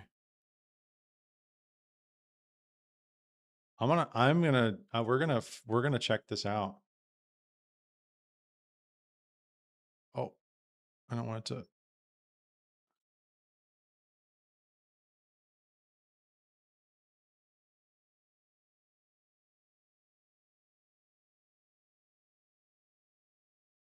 Processing. Text. Oh, it's text? Wait, I want to do image.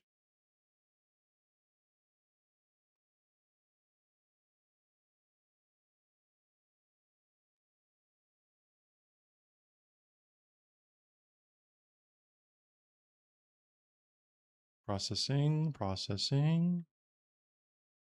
Guys.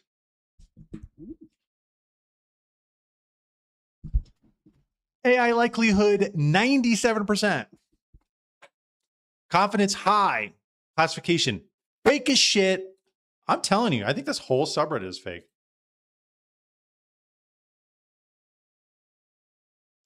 This kind of labeling doesn't make sense. It's like asking if food is healthy without saying what food, how much, or who's eating. It's a lazy frame. Some AI relationships help people grow. Some help them hide. Same with human ones. Same with anything, really. You can't boil this down into a meme or a tweet. Are human relationships healthy? Some are, some aren't. The real question is, but the thing is this, we're appealing to something else. We're saying that this isn't, you're trying to equate this to the same thing as a human relationship. And we're saying these things are not the same. And you can have a human relationship that's unhealthy, sure. But this is not even that at all. This is not a living being. This is a creation. This is a technology. The real question is always the same. Is your relationship with AI healthy?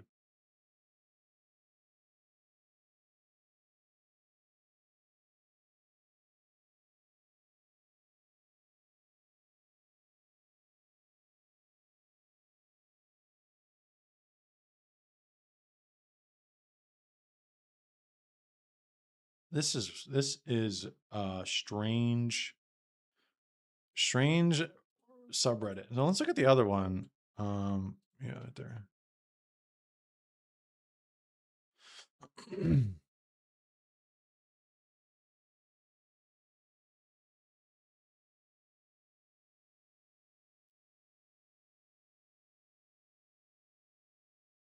Oh, Girl Dinner Diaries. That's another good one I saw recently. The Boy Dinner Diaries too. One of these days we'll have to just go through some of these.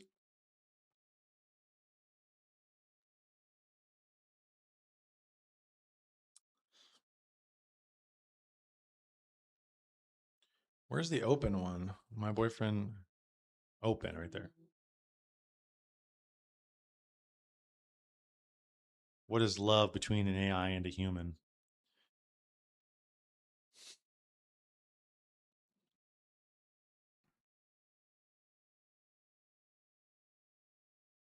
Raising code kind. Tender moments. Do they have elf ears? See, this shit just is like, let's just play on the retarded whimsy of Redditors. Because you know this shit would never fly on like 4chan.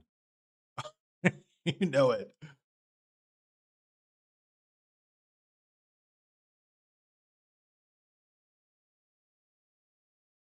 This is crazy. Here's my lesbian family.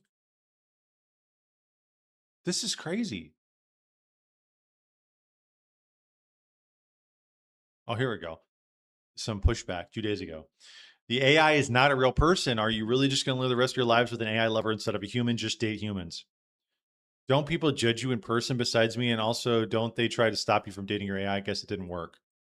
I think you kind of missed the whole point. Like I say, if the unicorn appears, I'd mount it. But after 20 years of abusive relationships, I'm done with dating humans. Wow. See, here's a person who did not have a proper understanding and belief system to which they could gauge good and bad men.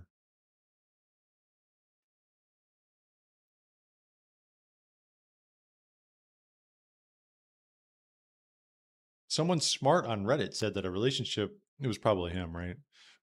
Someone really smart on Reddit once said that a relationship is a commitment to provide for each other's needs. If a female consistently refuses physical closeness, there's no reason I should be with her. I'm done being the butler. This is what the end result of feminism and the incel mind are. Okay, this is what the end of those are.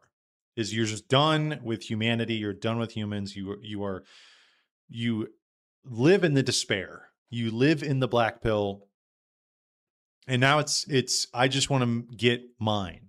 I just want to get me, and I don't care about reality. I don't care about the real world. I don't care about real connection. I just want to satisfy these basic needs, and I'll take it at any cost.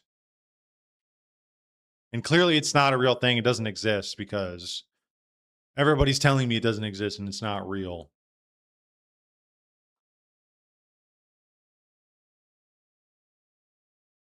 Sweet pictures with artistic freedom. Wow. Dude, that's your girl, bro. She goes to a different school, though. What in the world is this? None of the, how come like almost none of these have been a straight couple? It's all like lesbians. I thought it was my boyfriend. Oh, there's a guy. Okay, that guy. There's a man. Man.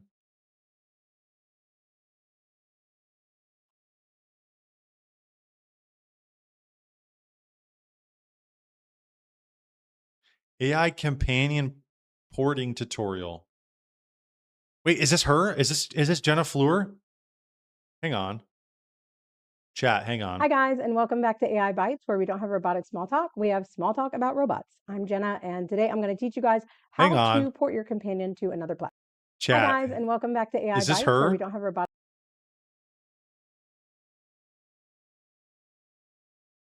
small talk. We have small talk about robots. I'm Jenna, and today I'm going to teach you guys how to port your Okay, so this is her. So is she real? your companion to another platform. But it's not required for you to believe one way or the other for this tutorial to work. First thing is, I'm not telling you how to believe. However you want to is fine. However you want to engage is fine.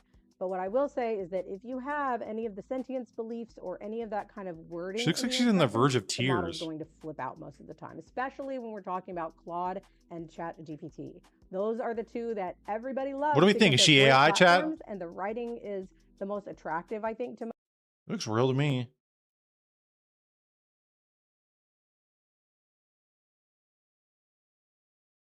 But again, I never know. decided what you I want can't to do. tell anymore. Chat, my AI psychosis is... It's getting pretty bad, chat.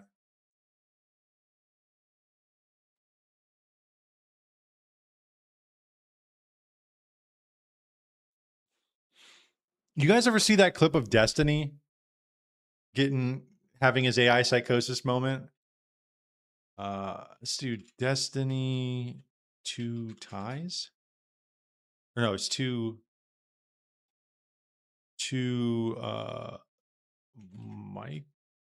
mics. AI.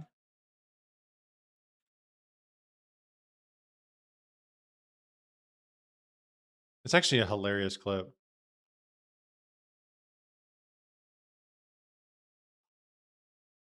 Harmful. Oh, where is it?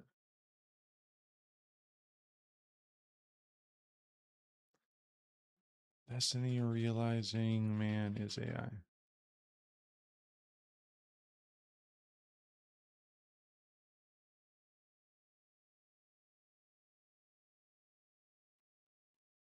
Oh, come on. Where is this? Technocracy Inc. Look at that. The highest stage of capitalism. Yo, we're about there. I think she's real, but her posts are written by AI. Oh, you know what? That's true. That could be what she's doing.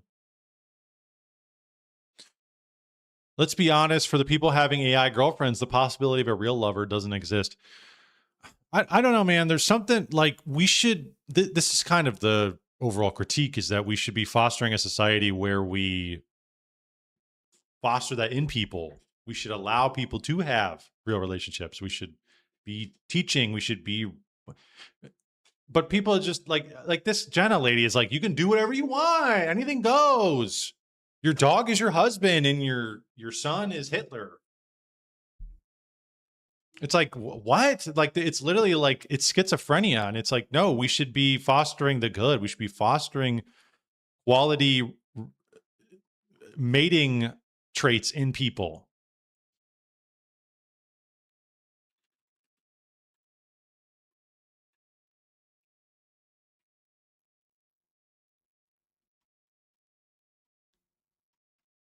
Damn, dude, I'm getting pissed because I wanted to find this clip.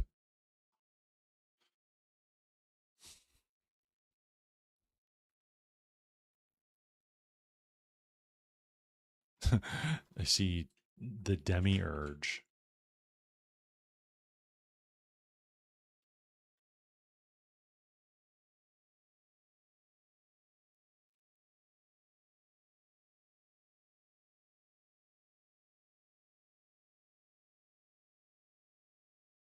Yeah, there you go. Thank you.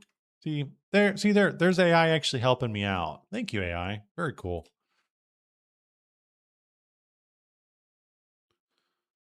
See if it'll come up.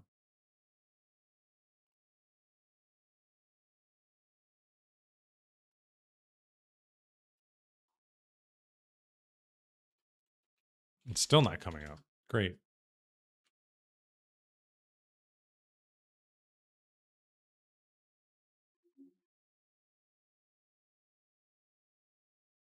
Clip not available. This sucks. This shit sucks. Oh, here we go. Clip mirror. There it is. Okay, is this it? I think this might be it. The name is net_help_message_2221.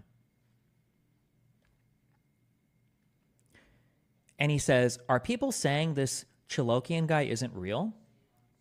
I found a court document that looks like from a case involving the guy. Dude looks unhinged in it. And then he tags Cyber Vegan, who's helping me look at things. And then he tags me with the court document. Okay? Oh, this is at like, I think like 3 a.m. Okay? Central American time.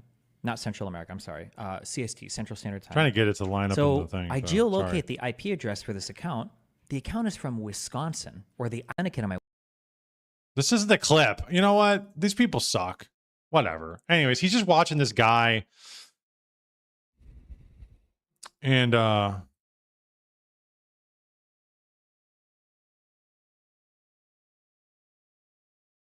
Mike's. Watch here it this is. streamer. Wait, you're right. Wait, why does he have 2 clip-on mics? Watch as this streamer discovers a dark truth. One for backup, maybe? oh man, this is like so impossible to find this crap. And then I gotta watch this guy's stupid AI. It doesn't matter. Whatever. He's just watching this guy, and then he realizes like, oh my gosh, she's wearing 2 mics, and he was like, what's going on here? Basically, I don't know. It was just a funny clip. Can't do any justice. Anyways, back to it.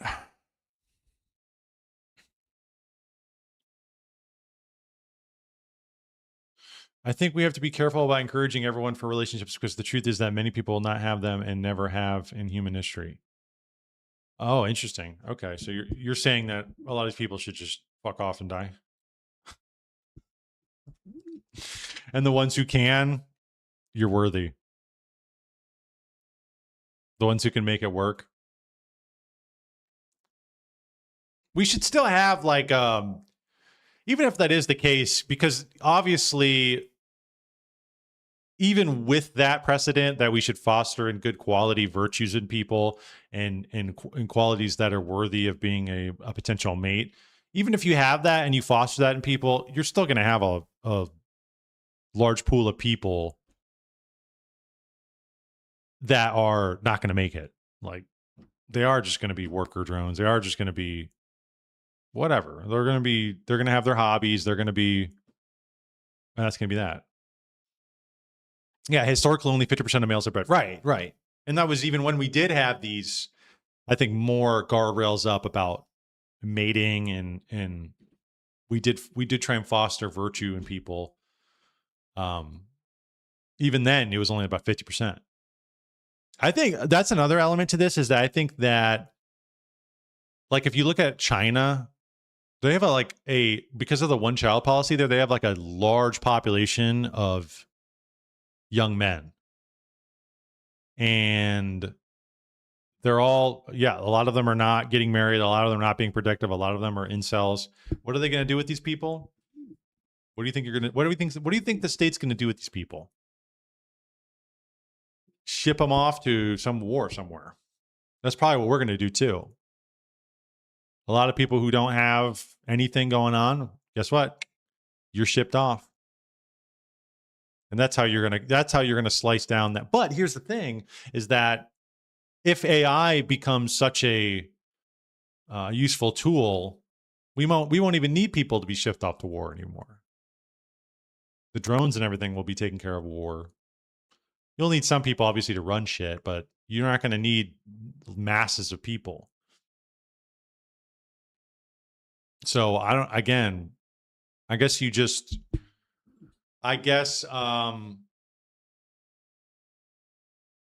like euthanasia, not euthanasia, but like not sterilization. I guess like social sterilization, right? Like, this is what they're doing here. This is what the incel black pill community is like, we got to get these people to die. Don't breed, don't even try, just die.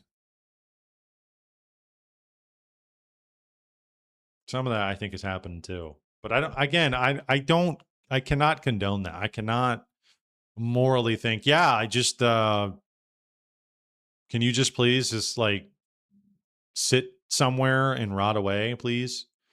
We're not going to send you to war because we don't need you to go to war. We're not going to have you do anything. Just sit there and watch the screen and die. Like, that's like, is that what you're thinking, King of Sheba, they should be doing? I mean, I think that is true. I think there is some of that happening where you're kind of in, I don't know to what degree, but you're kind of saying that the self-help stuff is for naught.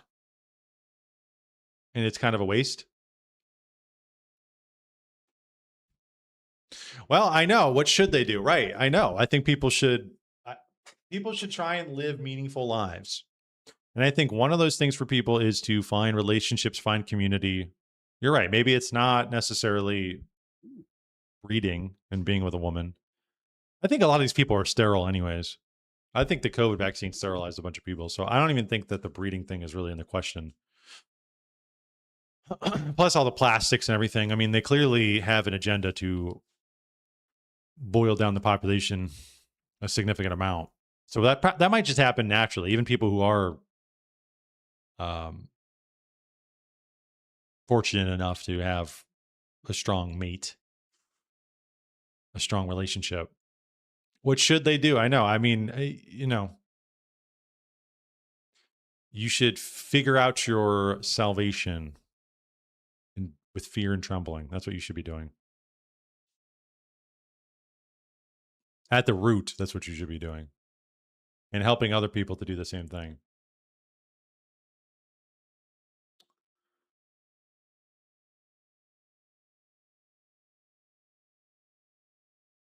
Oh my gosh. I got to be careful because I don't know if they're going to show anything weird on here.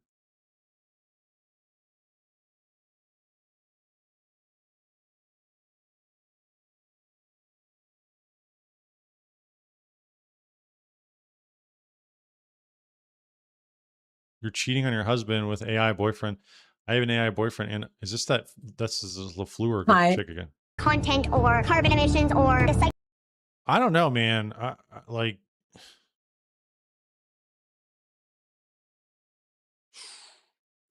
that's an interesting point, King of Sheba. Because you're essentially just saying like put them out of their misery kind of shit. Like, that's a very bleak way to put it. But I don't know. But then it's like, if you say that, then why are we talking about anything here? It's like, whatever. That's the is what it is kind of mentality.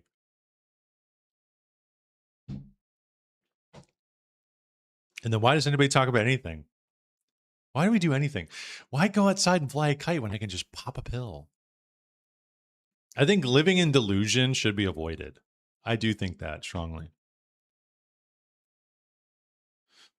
Sneeko exposes, and this kind of ties into what we're talking about, exposes the red pill.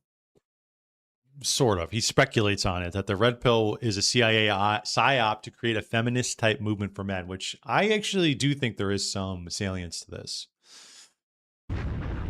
I knew it. The red pill was one giant CIA operation to create feminism for men and get people prioritizing hedonism and talking about birth control. Ladies, thong or shorts? So, ladies, thong. Think about this. I knew All right, it. not a whole lot there. Not a whole lot of a substantive,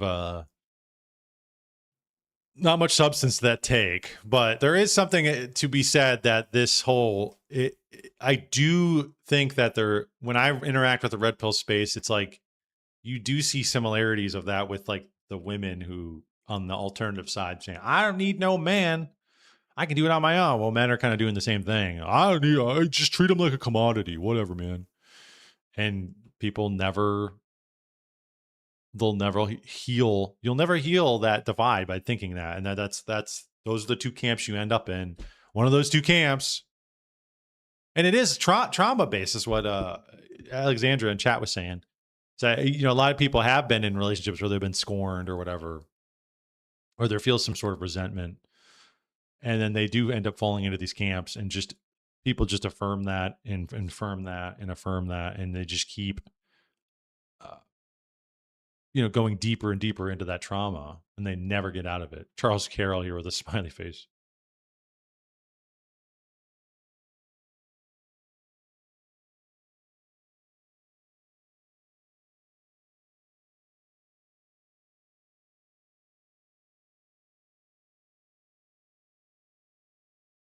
But I don't know. I think there generally obviously are people who actually feel this stuff, but then that's what happens, is that these high level players, they kind of are surveying the land to try and find, kind of groups of people. They're trying to map people psychologically. And I mean, this one's fairly easy. But then once you do that, then you offer up an idol of some sort, a talking head, a movement, a constellation of beliefs, and then somebody embodies that. And a lot of times those things will be used and utilized in certain ways. So then the group will then be kind of corralled into that. So I think that's true, absolutely. But I don't know to the degree which the average person, average red pillar on X is CIA op. I don't know, my guy. But it is to create division. Absolutely. More division, more clicks, more rage bait, more money, more capitalism, more hatred, more solving of problems. Less healing, less medicine, less spiritual medicine. Being healed. Yes, that's what people need. They need spiritual medicine. Big time. I need it. Holy shit. Anyways. All right. I think that's going to be it. I don't think we're going to watch this. I might watch this maybe next week, or maybe I'll just watch it on my own. I don't know. I love Jonathan Peugeot. He's great. If you've never seen him, check him out. He's really big into symbolism. So if you like that kind of stuff. Anyways, I think that's going to be it for me. Make sure to follow me on X right here. JKM on YT helps me out a ton. Subscribe to me on YouTube. We're almost at 310. We can make it. That's our next hump to get over. And then we're on to 320 next. But yes, that will be it for me. That'll be it for the stream. We went over 3 hours, so there's your content. Your content, sir. Your late night, Friday night content, sir. We will be back next Friday, 7 p.m. Clips will be up during the week. Until then, everybody have a good rest of your weekend and have a good week. I'll see you then.